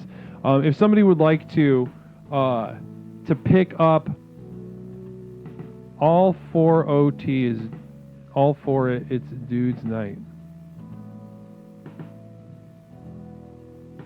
I don't know what's going on in there, but listen, I love it. I love getting started with some conflict, petty or otherwise. I love to see just the sort of blood splatter on the pavement of our community here at Explorations with Leslie Tanner, especially if it can be done around the age-old classic line in the sand, masculinity versus femininity on a communal vision. Phil Z, do not be afraid to call back being terminated. It's fair play. So Phil Z saying, hey, Jenna Maddock, don't be afraid to call back. Call in again and finish what you were saying. Flesh out your arguments if you'd like, or if you'd just even like to maybe offer some ways that men can experience joy during the holiday season. Kind of calling up and offering a complaint right off the bat is sort of the phrase punching down. I think, a child or a woman or a they, them, or disabled person, if you were to call in tonight and criticize men, in a sense that is punching down, which, as you know, I am a fan of, and I think it can be very exciting and exhilarating and also offer a lot. But those of you that have it in their head that that's a thing that you'd like to avoid, I'd like to point out that during the holiday season, hurting a man like that while they express their joy is like a kind of knocking a candy bar out of a little water-brained child. It's hands. Tell them to hit the bricks. They're crying, and you just go back to sipping your Starbies or whatever it is that you do. Larry, that is so sensitive and nice. Perhaps I'll call back since I feel your Christmas cheer. Disabled, yes. It's dude's night, and I think I came in a little super hard. Miss Ham, there's absolutely nothing to apologize for. Like I said, we absolutely adore conflict here. We do not have a community here, and I am not a streamer that's going to sit here and talk to everybody about, oh, wow, I love our community. I love how much we support each other, how much we get along. That is never going to happen here. Dude, punching down, I think you mean tough love. Dude, interesting point. Interesting spin. I appreciate perspective.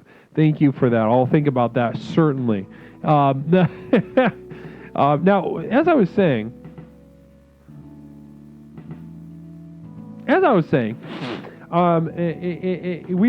is not a community that supports each other all the time. Does that happen every once in a while? Sure. Now, but do we notice, acknowledge, and also foster just like violence? Yes, we do. We would not be a community if we didn't do it. You go ahead, click on that mental health tab. Try to find another community that both acknowledges and fosters, provides a forum by which conflict is brought out like this. You're not going to find it. You're simply not going to find it on Twitch.tv.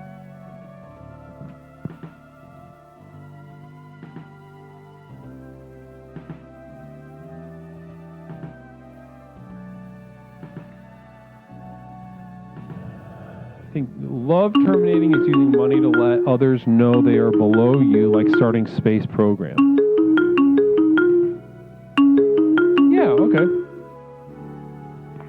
Yeah, okay, Jason. Okay. Namaste, caller. My name is Leslie, host of Explorations. What's something I can call you tonight? It's Wiki Wiva. Holy goddamn moly, it's Wiki Wiva. Wiki Wiva, it's great to hear from you. How you doing tonight? I have a good one. I had a good one, Coach. Fantastic. Now, how you doing tonight, Guru? I'm doing great. Just hanging out with the explorers here in the chat, hosting a forum for tonight's discussion of masculine joy, which honestly, it hasn't been it has been met with a sort of what sounds to a silence that is maybe supported by, I would say, shame or fear. But a silence nonetheless. I feel as if people are hesitant to call in tonight.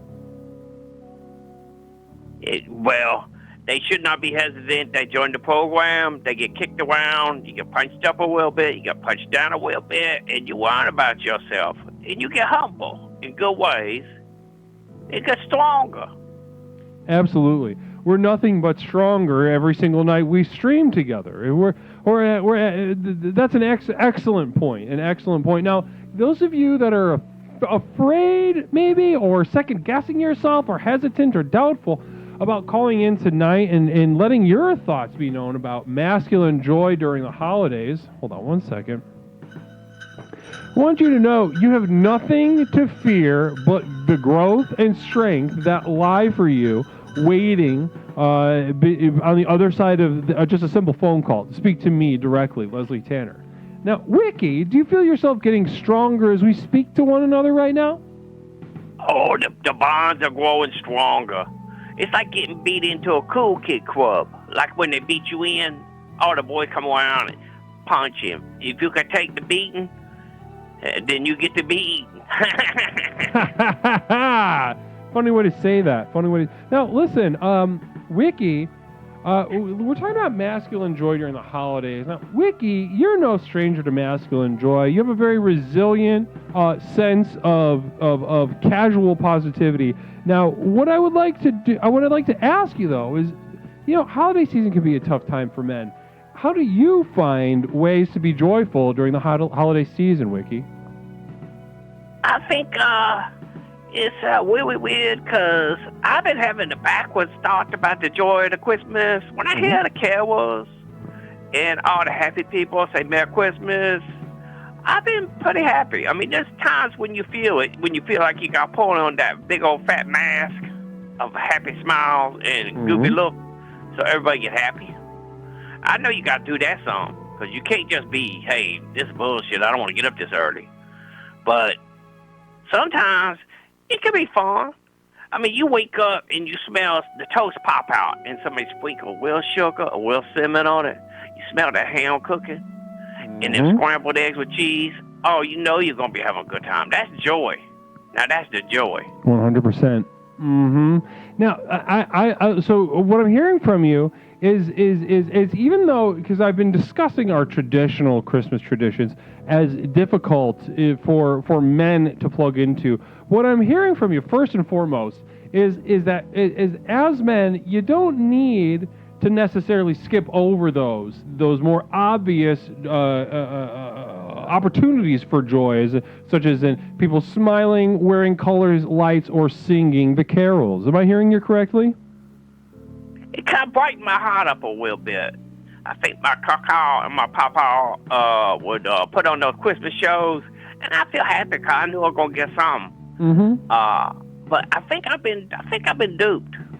I think the guys got a doo-doo time, because you know when we open up gifts, you know you have to look happy and smiley. Of course. When everybody got and their eyeballs are painted on you, and you open it up in their first box, and it's tube socks, and you're going, oh, okay, and you smile, oh wow, I couldn't wait for another pair of tube socks. But you have to play it like a game or something. And then the next one you get is like you crease up the paper and you take the bow off nice, and everybody's staring at you with a hardcore, and you look back with big smiles like you just can't wait to see what it is, and you know it's going to be another dollar store knockoff cologne. Like smells like Peter Scum, or smells like Shoppy Shop, or smells like big love. You're not going to wipe those little dollar store knockoff colognes, but you're going to add them to your collection. Now, wow, this is interesting. So, now even you, Resilient Wiki, you are expressing something, you know, is pretty interesting as a man. Kind of something at the ground zero of what I've been meaning to get at. This point being of it's holiday season. You want to be involved. You want to be excited. You like the music. You like the decor. But then when it comes down to the actual day of getting the goddamn gift, you sort of have learned that you're going to get bullshit, and that you want to be polite and make sure you return some excitement so that they don't feel bad about giving you bullshit. Why, you try to return the Christmas spirit, because I think my Kyle said it's not about what you give, it's a heart behind the gift. And they thinking, you know, he gonna smell real good with that Jeff O'Toole. You know, the new spray. Jeff, I don't know what the new toe smells are, but it'd be Jeff O'Toole. Smells like Big Wolf or something like that. And you get the dollar store cologne, and you spray it all over. And they think, oh, Wiki going to be so happy. I only ever got one good gift, and it said Wiki Walks on these little guitar picks. And my cousin Frankie gave those to me, and I never saw her again. What happened to her? What happened to Frankie? Well, Frankie couldn't be around me. She had my Kaka and Papa had a legal document written up because she would want to help me make gravy. She taught me how to make gravy by the pond. So you guys had a special connection. Oh yeah. I think you brought up Frankie before, haven't you? Yeah, I will miss Frankie. You miss Frankie, and you probably remember fondly the... Yeah, I'm making the gravy. And I miss it so much. The plums, we ate plums by the wake. And they took my Frankie away. She was 3 years older than me, a lot stronger. She a real strong girl. She had big, long legs. She could wrap them around you. We'd take a hold of you and wrestle in the pond. I missed making gravy. That was it. That was like Christmas joy. Wow. I'm heartbroken for you this Christmas to hear that story. Now, but you remember her fondly. Do you have any of these pics laying around, these Wiki Walks? Oh no, they all got stole. Everybody stole some. At band practice, if somebody missing a pick, you hand them a pick. Here, I got Right. an extra one in my guitar case. And then I've gone into Wiki Walks. Of And they course. were really cool. They were black and white. All had gold weathering. She had them specially done at the mall. The guitar store. Bob Seger guitar. Mhm. So if I could go ahead and kind of pull something out of this the situation, as a man, it would make you feel better if you got good gifts instead of bullshit. Yeah, it would make you happy if you got something really cool. If people really listen to you, and you use you for all your manly goods. Give me a Like your vision from swing. Larry Picklejar. One sec. Was the gravy by the pond brown or country? It was always country gravy. She made the gravy. She had churned the butter. Good for her. Sounds like a special cousin. Very special She's cousin. really sweet. Yeah, she sounds real sweet.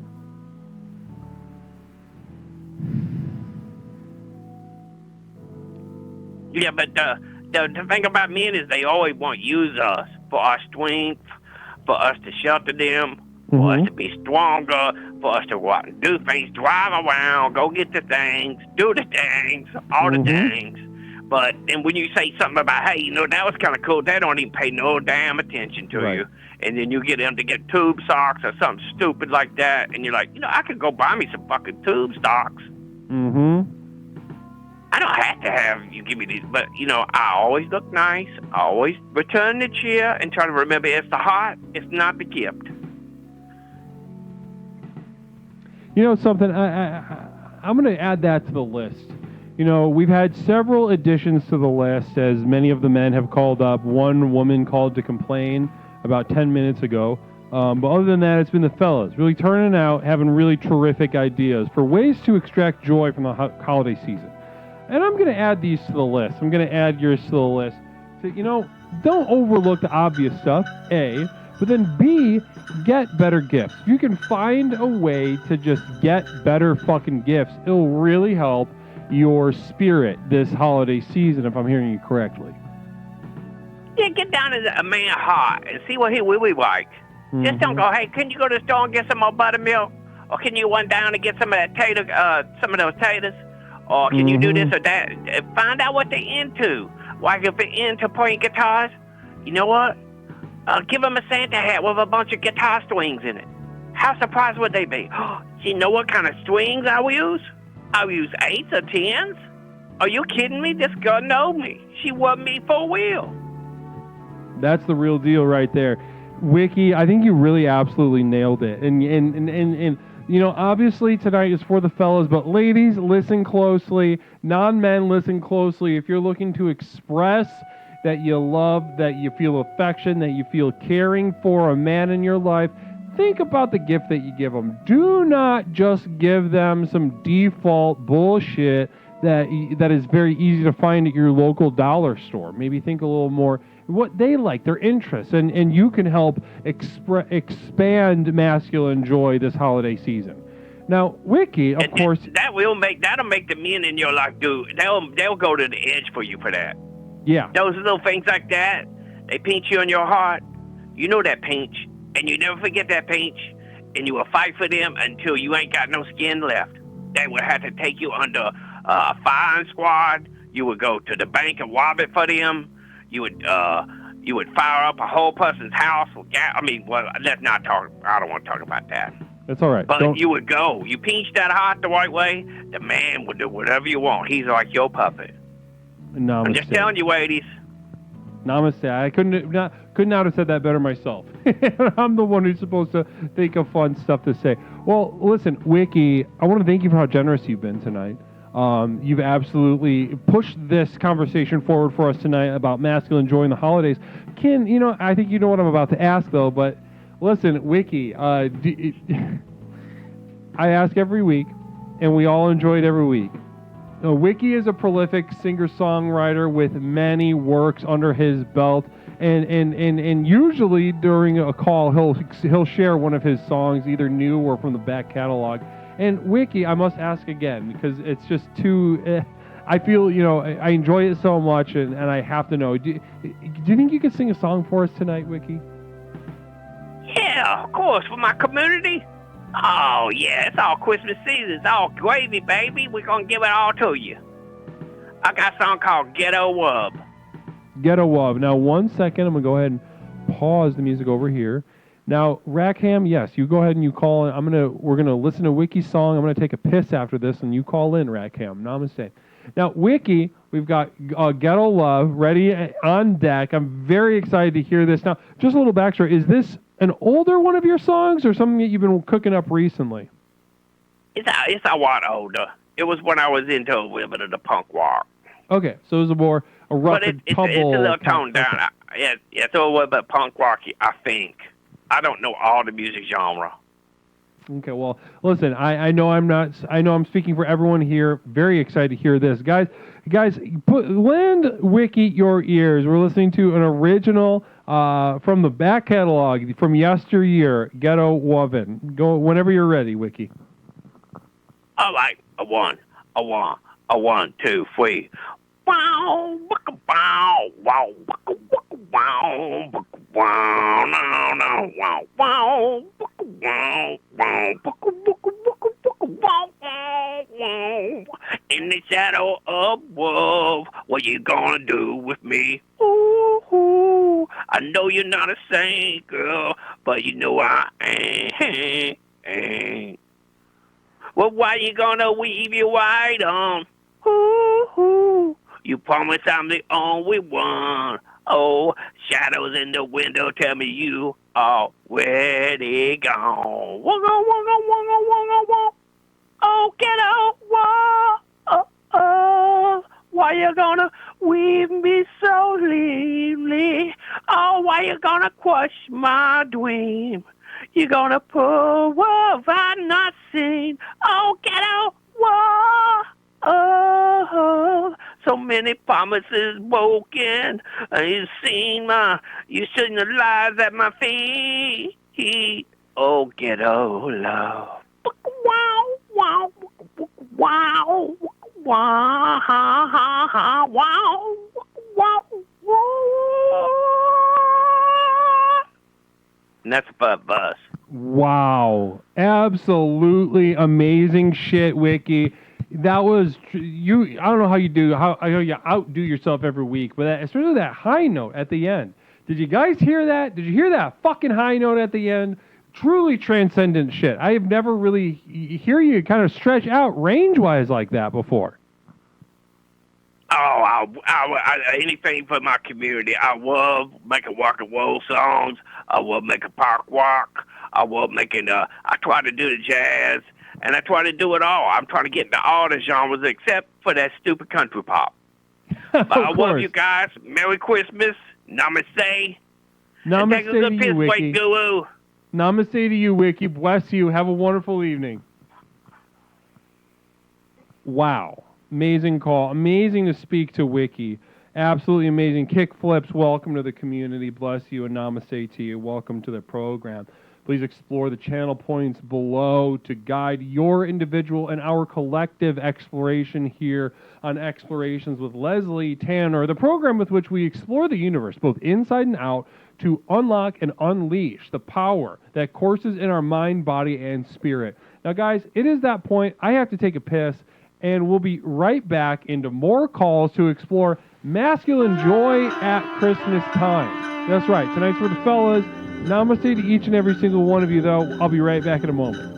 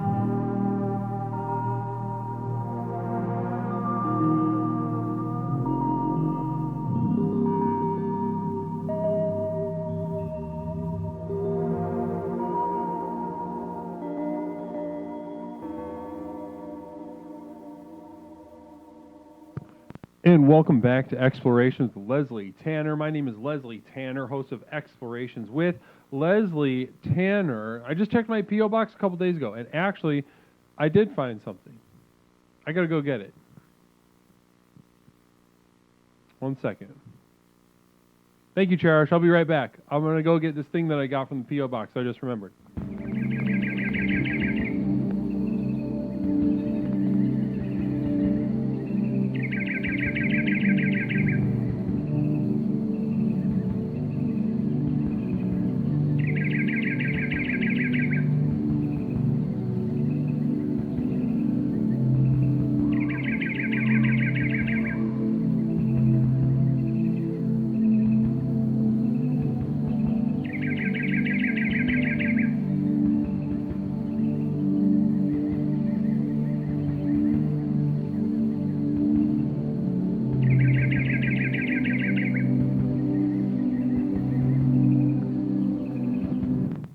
Guys, now I have mentioned several times in the past, and I will continue to do so, that if you wish to send me gifts or ask me for advice or simply send me positive, warm wishes on your travels, you can send it to my P.O. Box, which I will put on the screen right now. P.O. Box 47621, 47621, Chicago, Illinois, 60647. Leslie Tanner. Write to Leslie. I would love to receive things from you, any manner of things from you, devotions, how you put the program to work in your life. I'd love to hear all of it. And just as an example of something that was sent to me recently to my P.O. box from our dear explorers that we are all familiar with, from Peppercorn and Orchestar, from Peppercorn Patty and Orchestar. Two very committed explorers, more committed explorers. It'll be tough for you to find. But they wrote me this beautiful postcard. They sent it all the way from fabulous Las Vegas with that little fucking eye thing there, that new little thing. In chat. Yeah, I should make a chat command for it. Let me write that down. P.O. Box 47621. I'll make a... Oh, brother.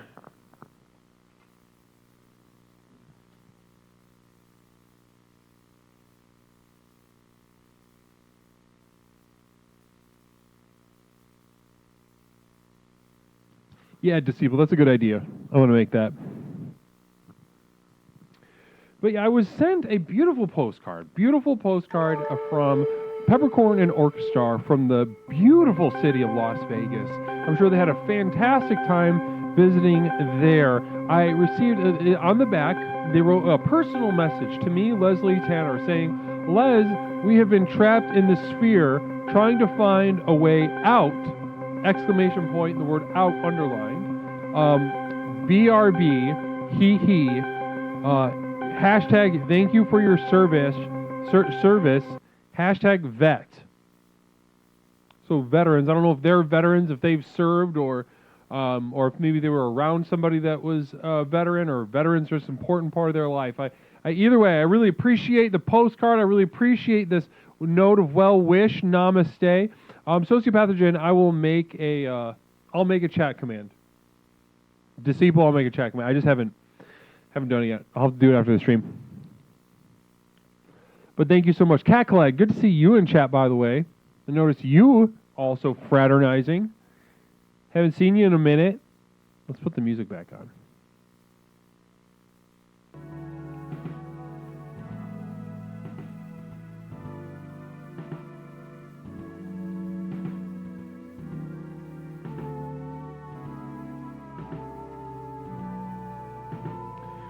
Well, and like once again, send me a P.O. Box messages in my P.O. Box. I'll make that chat command. Also, I'd like to reiterate, for those that have just joined us, caller, would you hold on just for 1 second while I get over a couple points real fast?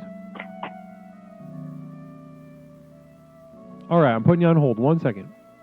And just to reiterate from earlier, if you have just joined us since the beginning of the program and missed a very exciting announcement earlier this evening, This Saturday, we'll be hosting a very exciting event over on our Discord server.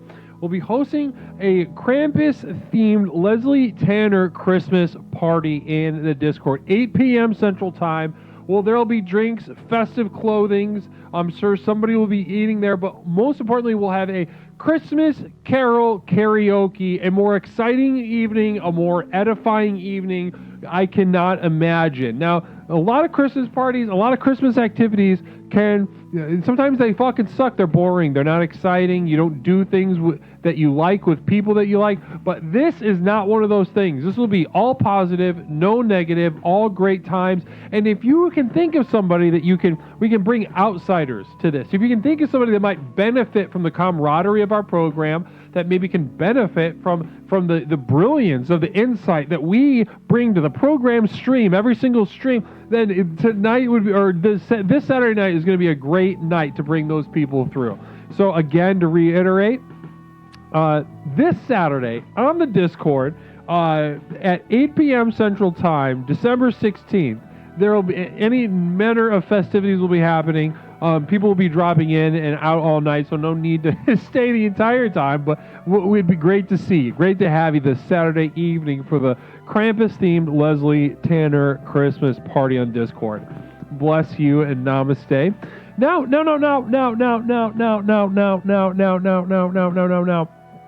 One other thing I'd like to reiterate before we take on this next call is that those of you that have been here for a minute, you've been here for a long time, you've seen the program take hold in your life and transform how you relate to yourself, to others, and to our shared reality. You've seen yourself become more powerful, more sexually activated.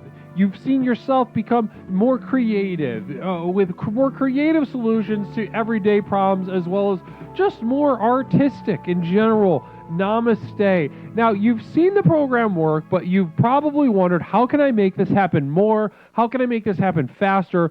How can I invest in the program and therefore receive more from the program? Now, I have an excellent opportunity for you, and that opportunity can be found at patreon.com. The Community of Devoted Light at patreon.com hosts an exclusive and growing library of materials that can't be found anywhere else. I'm talking exclusive videos from me, Leslie Tanner, some of which are recorded and edited in a high-tech, state-of-the-art studio. I'm talking about music downloads. I'm talking about a monthly postcard over at the Community of Devoted Light at patreon.com. Now, this is my most inner circle. Many of you may be too poor to do this. You might be too poor to really enjoy the benefits of having money and enjoy the benefits of success that come from having more money. And I understand that sucks. I don't know, but if you do have money and you can do it and you feel your name being called to participate in Leslie Tanner's most inner circle over at patreon.com, then I can't thank you. Walk, don't run. If you're ready to begin your final journey into the Community of Devoted Light, type !final journey into the chat. You'll be prompted with a link that'll take you to further instruction. Namaste to you. Now, we do have a caller on the line right now. We're going to get back into masculine joy at the time of holidays. Now, this is a problem that has plagued man since the inception of the self, since the inception of time, of space, it's been difficult for the homies to get excited during Christmas. And tonight we are hunting like a bunch of truffle pigs to find new and exciting opportunities for masculine joy. Orchestar smashing resub. Namaste to you, Orc. Welcome. Sorry I'm late. I was getting my nails did. Namaste to you. Listen, I got y'all's postcard and I just read it and we went over it. And namaste to you. Thank you so much for the postcard, Orchestar. I don't know what Peppercorn's up to. Ugh. I know, it finally came. It just took forever. Namaste, but thank you so much for letting me know how you're doing, how the program has made a difference in your life. Bless you, and I push any of you, if you're out and about, you're on a trip, you want to say hi to Leslie, you want to ask me for advice, you want to let me know how the program is working, you want to send me a gift, that P.O. Box is a perfect place to do all of that. Now, let's go ahead and get to this caller. Very excited to speak to this caller about masculine joy. Caller, welcome to Explorations with Leslie Tanner. My name is Leslie Tanner. What is something I can call you tonight? Hi, Leslie. My name's Rack. You can call me that before I got in the Discord, in the chat there. But my question for you is, I'm a former medical professional regarding penises and urology in general. So seeing as how it is men's health here, actually, hold on. I'm one wondering second. if you have any questions. Can you give me that little spiel again? Absolutely. So I'm a physician assistant. Okay. And I specialize in urology for 3 years. Okay. So I'm wondering if you have any questions regarding men's health, seeing as it is Men's Health Awareness and all the stuff going on tonight. Well, I guess one thing is, first of all, Rack, it's great to have you on the program. I appreciate you calling in tonight. Rack, is this your first time calling the program? It is. First time calling, long time listener here. I love watching you. Fantastic. Well, listen, I thank you so much for calling in, Rack. Now, one thing though is I have a pretty much. I don't have any questions for you. I'm completely content with my information as far as penis health or urine health goes, or I don't know if you majored in what was it again? So I was a physician assistant in urology, which is the whole men's health kind of section of medicine. So I spent 3 years doing that. We did a lot of penile cancer, a lot of prostate cancer, penile implants, all of that. Yeah. A lot of good stuff. No, yeah, I've dealt with those as well, and I think that I know how to pretty much treat them in myself and others.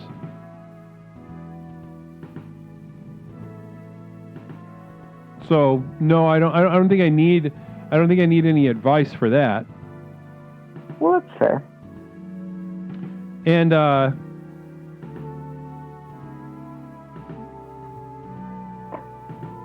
also, we don't really raise awareness here.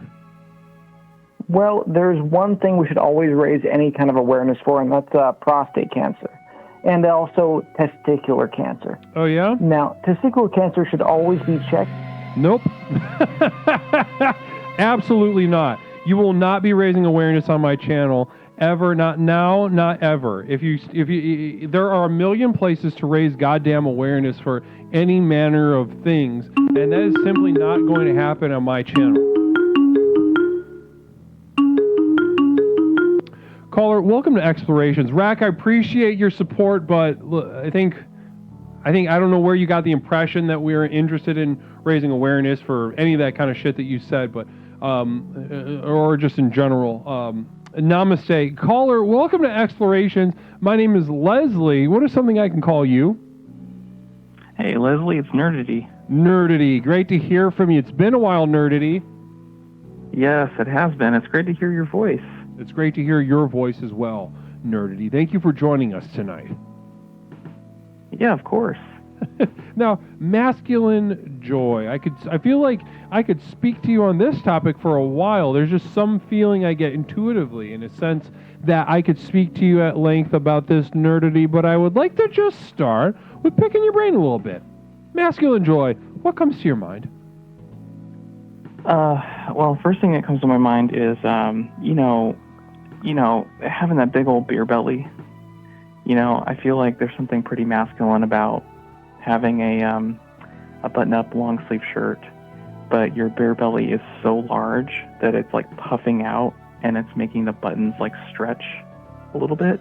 Yeah. And you're kind of afraid if the buttons are gonna fly off and hit you in the eye. Yeah. So, yeah, that's what comes to mind. Interesting. So you're saying, like, as a fat guy, wearing shirts that are too small is a source of great joy for you in general, but especially during the holiday season? Yeah, because you're eating so much. And nice. You're putting pumpkin pie in your mouth, you're chewing it around with the saliva, you're swallowing. and then it's going down into your stomach and then into your intestines. It's just like really increasing the circumference of your waist. So like getting, you're actually kind of like tiptoeing on a line. You're getting the shirt so tight, it's like a thrill. You're like, is the shirt gonna bust open? I see that. Or, it's like, is my shirt gonna pop open? I hope it doesn't pop open. But maybe shovel some more pumpkin pie into my mouth. See what happens. I love that. I think, I'd like to just take this back to, back to its roots in a biological sense. I think there's something very appealing and magnetic about great big fat people. That they not only are they do they have access to the food, access to the water. They are in a state of overflowing resources, a cornucopia. Their life is a cornucopia of resources, and that triggers something in people's minds. They're like, I trust that person. I'm going to follow that person. Mm-hmm. Yeah, I mean, their cups runneth over. I mean, figuratively and literally. Absolutely. With melted ice cream or Skittles. Yeah, or double D's, because when you get really fat, you get like the man boobs. Yes. And so you can like massive squish them breasts. together. Very exciting. Yeah. Right. Now, that's... then also though, there's a sort of, I think largely speaking, we live in a state of trying to prove to one another that we are in control. We are separate from our animal instincts. We are separate from uncouth, uncivilized parts of our mind, body, and spirit. But what I see in great big fat people is a communion. I don't see repression. I see a sort of resonance, a glow. I see somebody who is at peace with themselves and the world around them.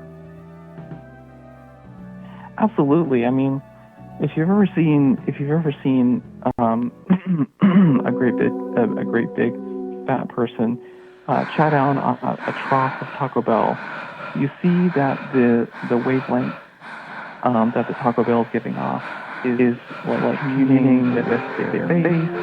You see the wavelength. One second. I put Skittles in my belly button so when I'm having sexy time, I'm like delicious troll, says Phil Z. Any thoughts? It's poetry. I mean, who could say it better? Yeah, Phil Z really nailed it, as he does. Thank you, Phil. Appreciate that perspective. Thank you for the bits as well. Now.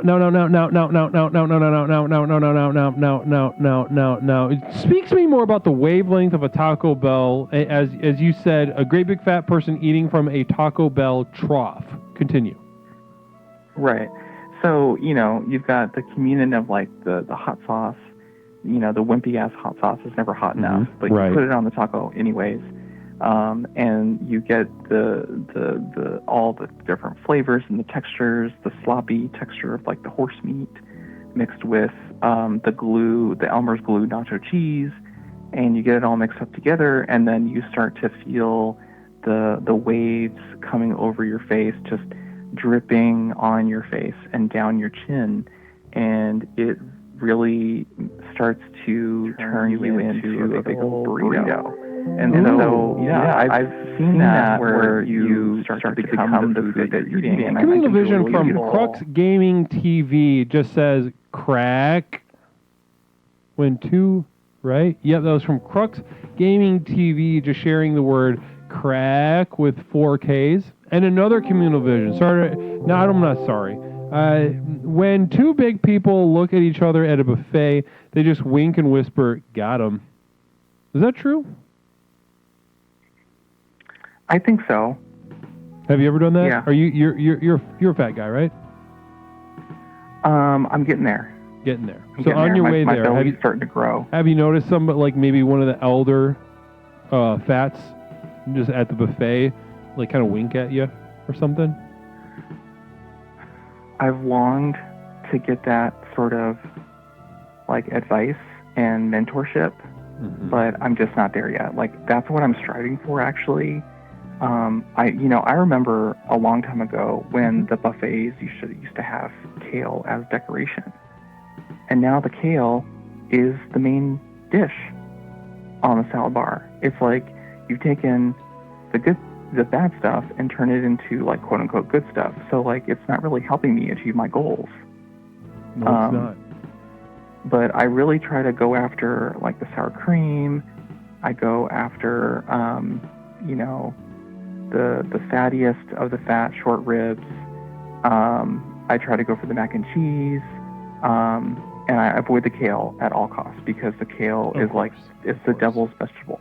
Yeah, absolutely. I think as and when I'm, because some people, they come to me, as because I offer a lot of different kinds of training for my county, and part of that is I do train people to just be fat, and that's the top of the list. We go through their fridge, and I look through their fridge and their cupboards, and I'm like, what the fuck is this? And it's like kale, or it's like carrots or something. And they're like ashamed because they know. And I'm like, throw that the fuck away right now. And then they cry. Cream cheese. Yeah, well, they're pussies. They shouldn't cry about it. Absolutely. I think they need somebody like you in their life. They need someone to be like, hey, listen up, you little pussy. This is day one shit. Okay? How bad do you want it?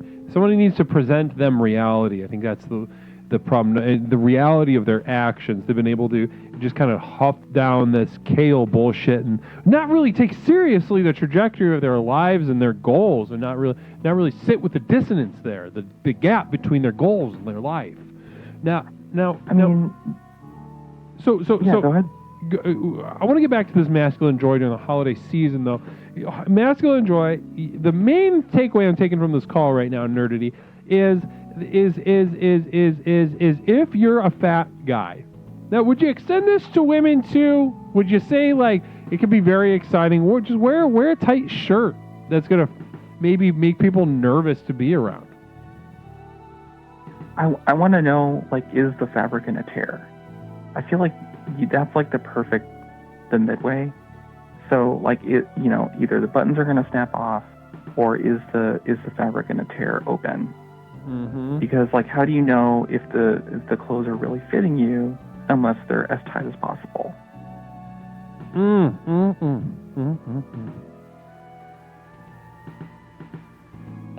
Wow. And I love how you tailored this for fat men in general, because how many times have you seen someone walk up to the pulpit, walk up to the microphone, go, testing, I have advice for fat men?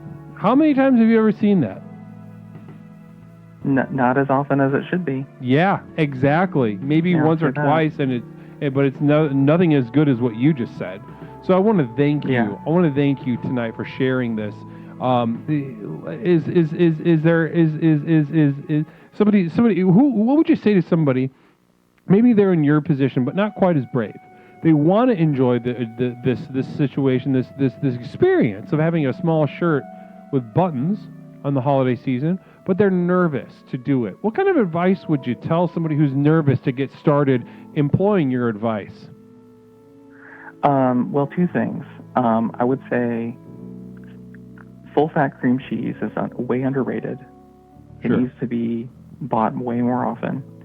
So go to Costco, get an entire case of full-fat cream cheese, put it in everything you make. Because that's going to make you constipated, so you can't shit it out. It's going to make your belly, get really big. Second thing is, when you're going shopping, going in the store, when you pick up the size you think is right for you, put it back, pick the size smaller. Always live by those two things. Try it on, and then get the smaller one, and don't try that on.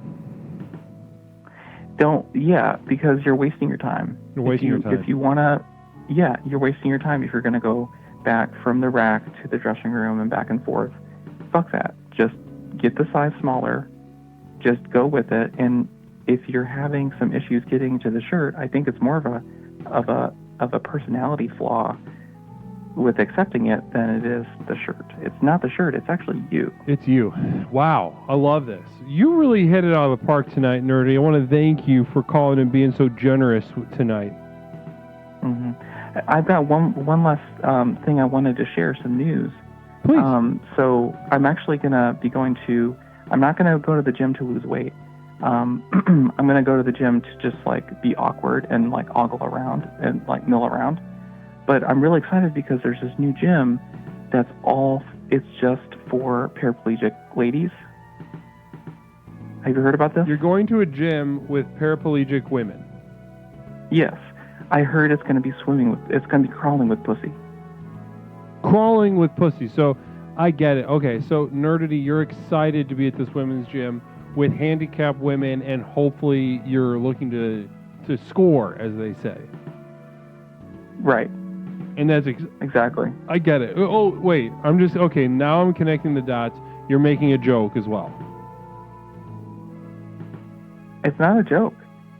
No, I mean, so you didn't even mean the double, because what I'm imagining is literally like women with no legs kind of dragging themselves around. Well, literally, yes, but it's going to be crawling with pussy. Like, there's going to be so much pussy around. Right, but they have to crawl. So this is also, but you didn't even mean that as a joke. No, I'm being serious.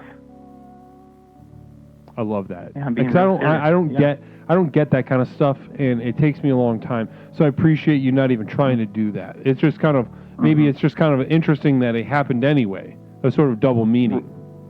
Yeah, no, I didn't even think about that until you asked me about it, and now I'm kind of saying like, oh yeah, it kind of is like a joke, but that's not even what you were thinking though. No, and I don't even think they have carpet in the gym, because carpet would be kind of like a little bit rough. It would burn them if you happen to. Yeah, so it would burn the women. Yep. Smooth floors. Yes. Gorgeous. Well, listen, give us a report back after you hit that gym up. We're all excited to hear how that goes. Okay. All right. Yeah, I'll definitely will let you know. Well, namaste to you, Nerdity. I really appreciate you calling in tonight. Namaste. Namaste. All right, bye.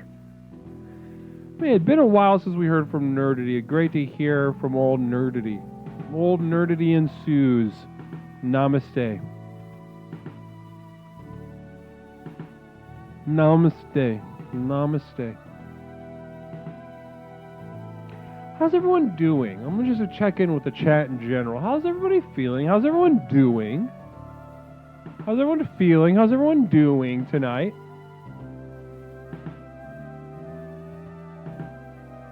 Not Mish says sleepy. We got a sleepy Not Mish on our hands. Ready to fall asleep. Old Man Doom, what kind of sick? Fat off throat.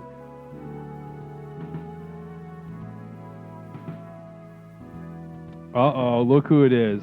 Look who it fucking is. Namaste to N-Log. Namaste to you. A very rare N-Log sighting.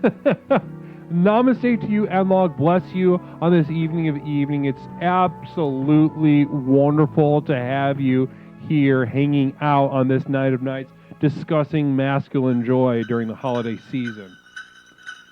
Ways we can get masculine joy up, more, increase.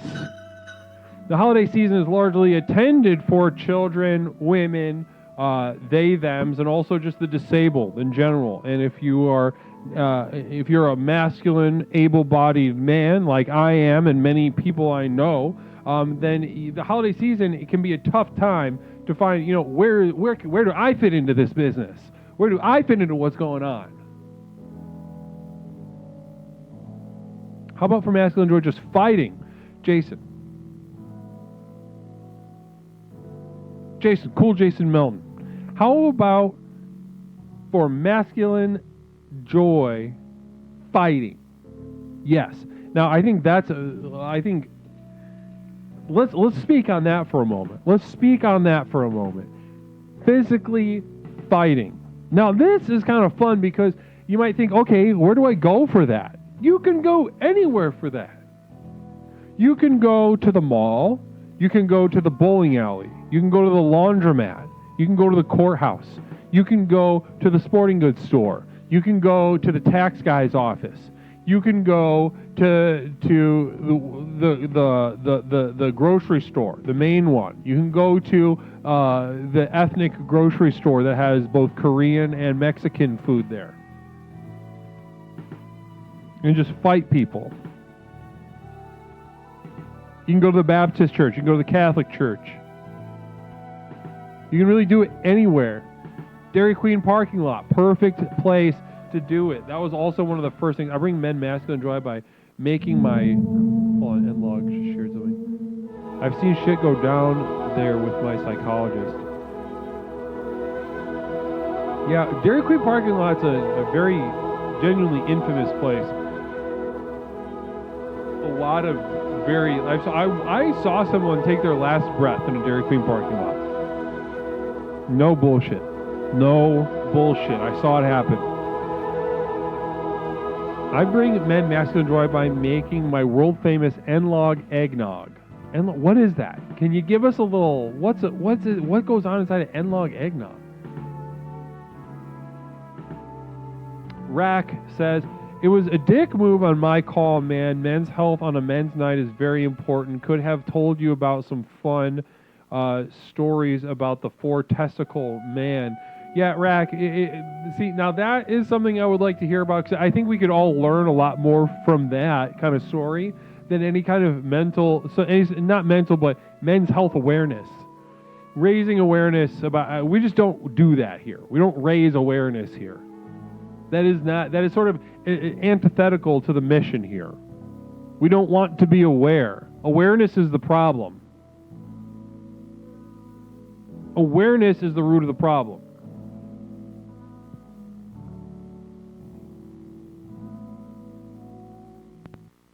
But yeah, if you ever want to call, it's a secret recipe for my grandma.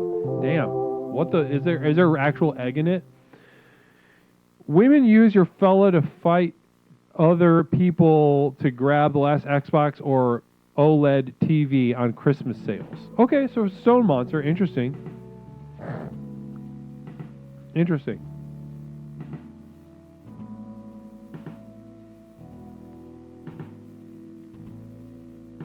Interesting. So women use your men to fight. Give them a purpose.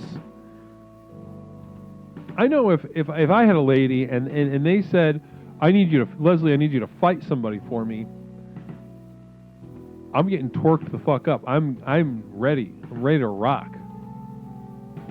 Like a genuine call to go fuck, just go fuck some shit up. I have so much displaced rage and anger. I'm ready. I'm absolutely ready and excited. Send me the Dairy Queen parking lot. Send me the fucking Arby's.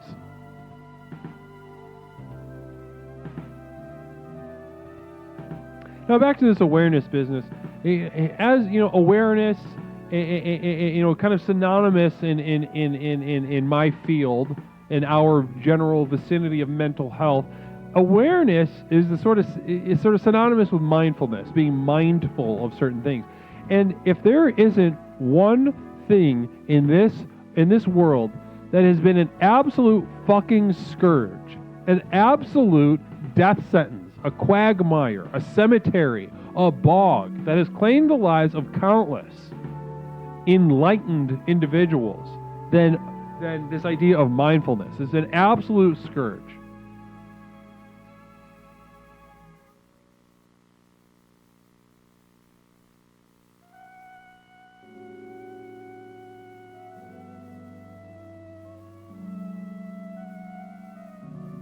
You know, interesting. Waffle House, a retroactive abortion. Waffle House is the true testing grounds.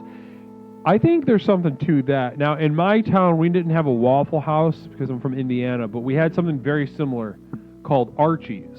It was a diner.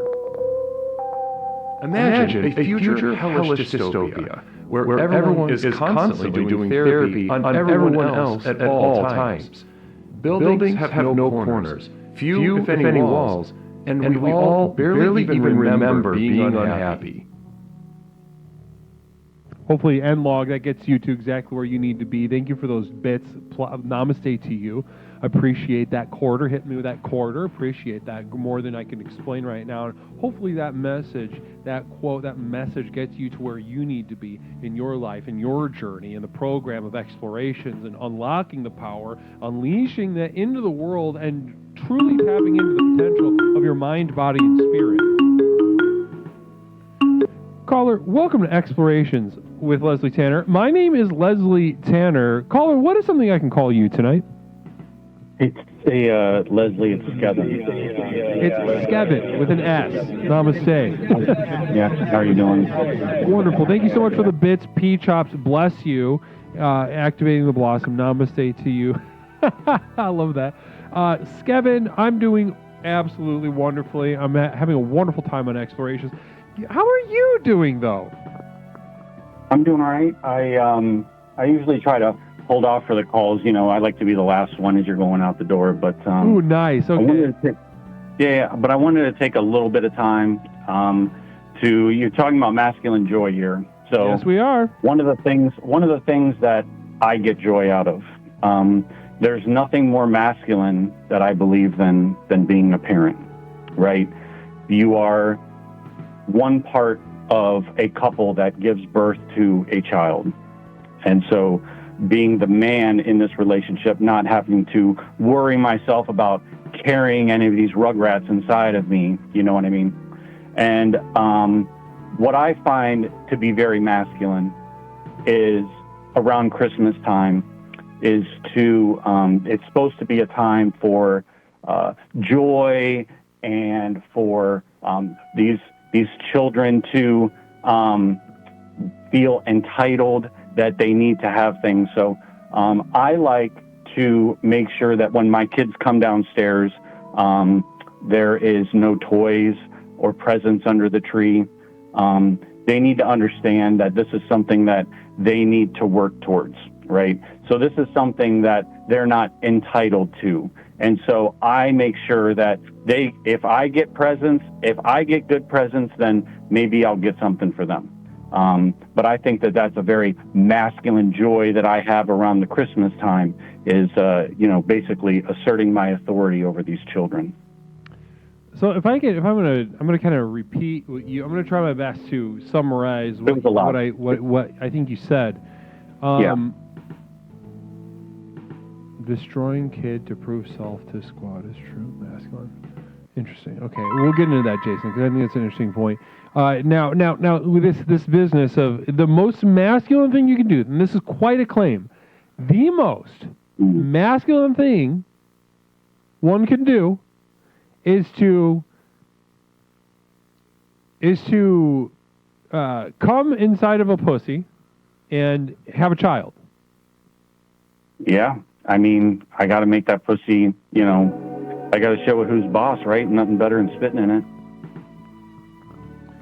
Okay, and then that would be a very masculine. That would be a masculine joy for sure. Yeah. And then, and can you give me a sort of too long didn't read version of the other shit that you said? I was trying to understand it. Yeah. So essentially, kids don't do shit all year, and then they're only good for the last 2 weeks before quote-unquote Santa gets here for them to have presents. And so why would I go about giving them presents where I need to assert my masculinity and tell them, you need to be good all year, you little shit. And so depending on what presents daddy gets, you'll get in return. I mean, if you think about it, if I really wanted to be masculine about it, there's nothing better than, a quick beat down and pissing on them. But so you're talking about, okay. So what I'm hearing from you, is that you not only see, and you see this as a sort of duty that you have to do this for children, to teach them something, correct? That's correct. And you derive a masculine joy from fulfilling this duty. Well, I'm not saying that it's a joy, but I want them to make sure that when they grow up that I'm passing down my masculinity to them. I don't want my kids to grow up and be gigantic pussies. Can you tell me, Skevin? Yeah. Are you in a place you can see the screen right now? Yeah. Okay, can you tell me, does it say masculine duty at Christmas time? No, it doesn't say duty, but it does say joy. Okay, all right, I see where you're going. All right, yeah. You said it doesn't bring me joy. It doesn't bring me joy. Yeah. But you see it as necessary. Now, listen, I appreciate you stepping up to the plate. I appreciate you stepping up to the plate, putting your 2 cents in the jar, and just getting this discourse moving. You're great at it. You're an asset to the community. But I got to tell you right now, and we're going to work to get some joy out of this conversation, something workable. So far we have not gotten to any joy. What I just heard was was a sort of obligation, sort of masculine homework. Yeah. Now, there's no shortage of masculine homework. I don't know, hoisting up Western civilization on our shoulders. To start. I mean, there's no shortage of homework here. But can you talk to me about something that gets your nipples hard? Something gets something that gets your engine going, puts a smile on your face, gives you little goosebumps. Okay, so when the kids come, so I guess I need to clarify a little bit. So there's a difference between when I'm coming down and explaining that it's daddy's time and not yours, right? And I need my presence, right? Where's daddy's getting his rocks? I think I get my joy when they first come downstairs expectantly looking for presents and they cry about it. Now that is that little bit of joy that I have from that crying, seeing them knowing, right, they know what's coming. And there we go. Now, this is something that we have talked about before, Skevin, on this program. We've talked about finding ways, and not this isn't even necessarily only for men. This is something that everybody can take a page out of this playbook and use it in their life. But it feels so good to express our power over someone that we are more powerful than, that we are better than, that we are greater than we are stronger than. And we've had so many examples. What's his name? Tony Spaghetti. He likes to do it with homeless people. He likes to play games with homeless people and he sometimes gets very physically aggressive with them, but it makes him feel good. Other people express different ways, and you are bringing up children. It brings you excitement during the holiday season to crush children, to subvert their expectations and make them feel sad. Is that correct? Yeah. I think the problem that I have, well, I guess it can't really be a problem, right? The illusion of Santa or presents does kind of wear thin as the children get older and they find out from kids at school about, quote unquote Santa Claus, So I have to find more pussy and spit in it in order to create more of these entitled bastards, I guess you could say. Right. So, I can see where that would get out of hand real fast. But but also you're kind of like a Genghis Khan, but just kind of like an abusive stepdad version. Yeah, well, yeah. I find being the stepdad is probably not an ideal situation because they could have had some other man somewhere in their life that has manipulated them while they were younger, like being there for them and stuff like that. I prefer to have my own children where I can raise them in the correct way on how to be a man. Wow. Okay. Yeah. Listen, if I was going to work with you one-on-one, Skevin, it would be to untangle duty and joy. Now, you've got this thing in your head, I think, a little bit. The more we peel back on these layers, is that you're called to do things that you feel obligated to do.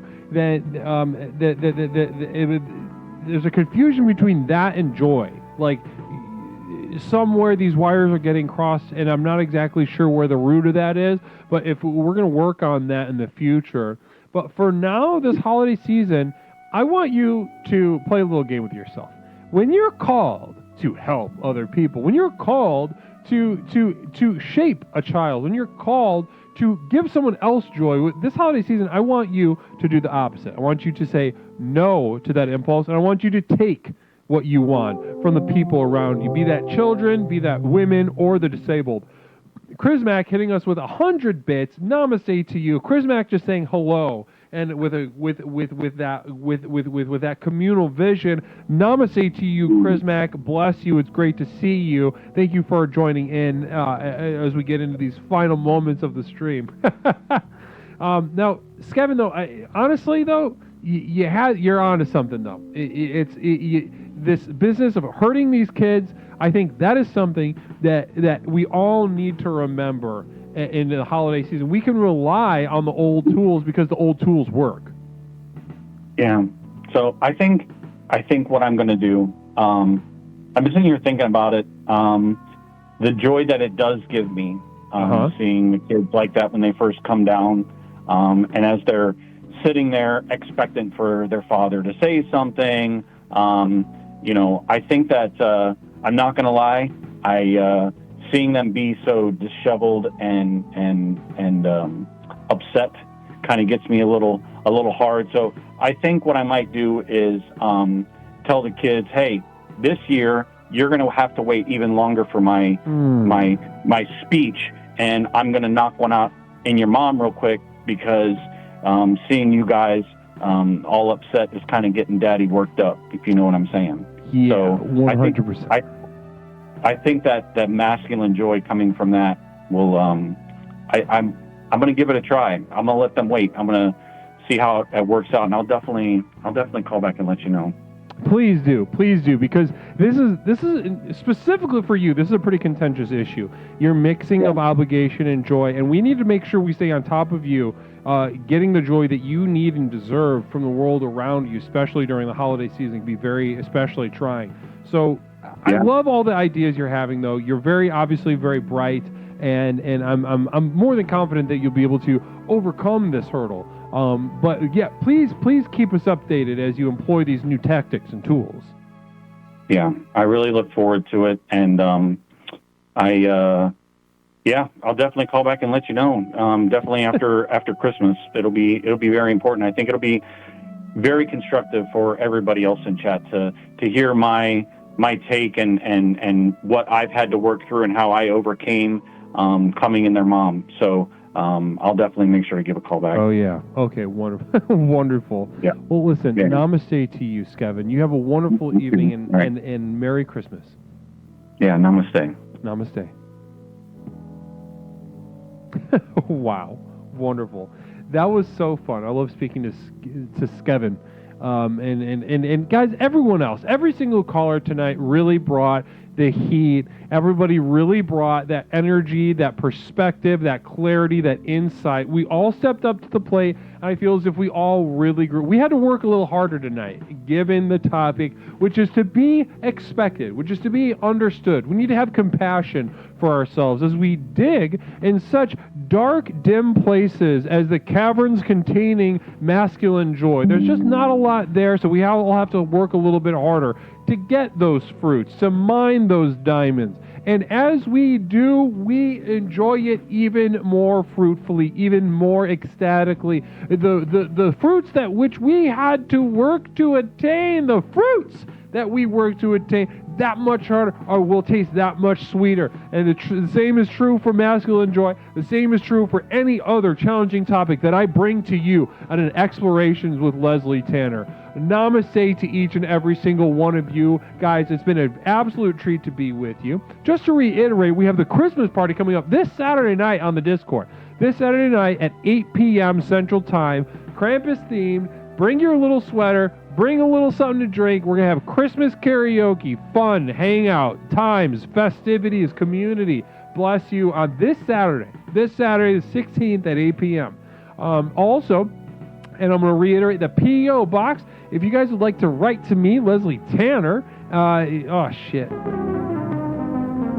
There we go. P.O. Box 47621, Chicago, Illinois 60647.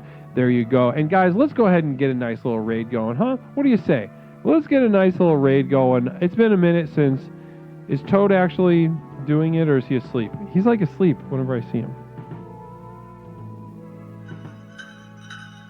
Thank you so much to the mods. Thank you so much to the community of Devoted Light. Everything that I do, everything this program is or ever will be, would not be possible without all of your assistance, but especially the community of Devoted Light. Namaste to each and every single one of you, enlightened beings who understand very clearly the importance of investment. But let's go say hi to Toad. Let's go say what's up to Toad PhD. It's been a minute since we brought our spiritual energy to that channel to provide some light, some guidance to the lost souls of that community. Namaste to each and every single one of you. Cherish, namaste to you. Guys, I'll see you. We'll be back Thursday night, normal time, 8 p.m. Central Time. We'll be streaming. Maybe, I'm not going to say anything about it because we'll just see if it happens. But namaste, Thursday at 8. Bless you. Let's go raid. I cherish you guys. I do.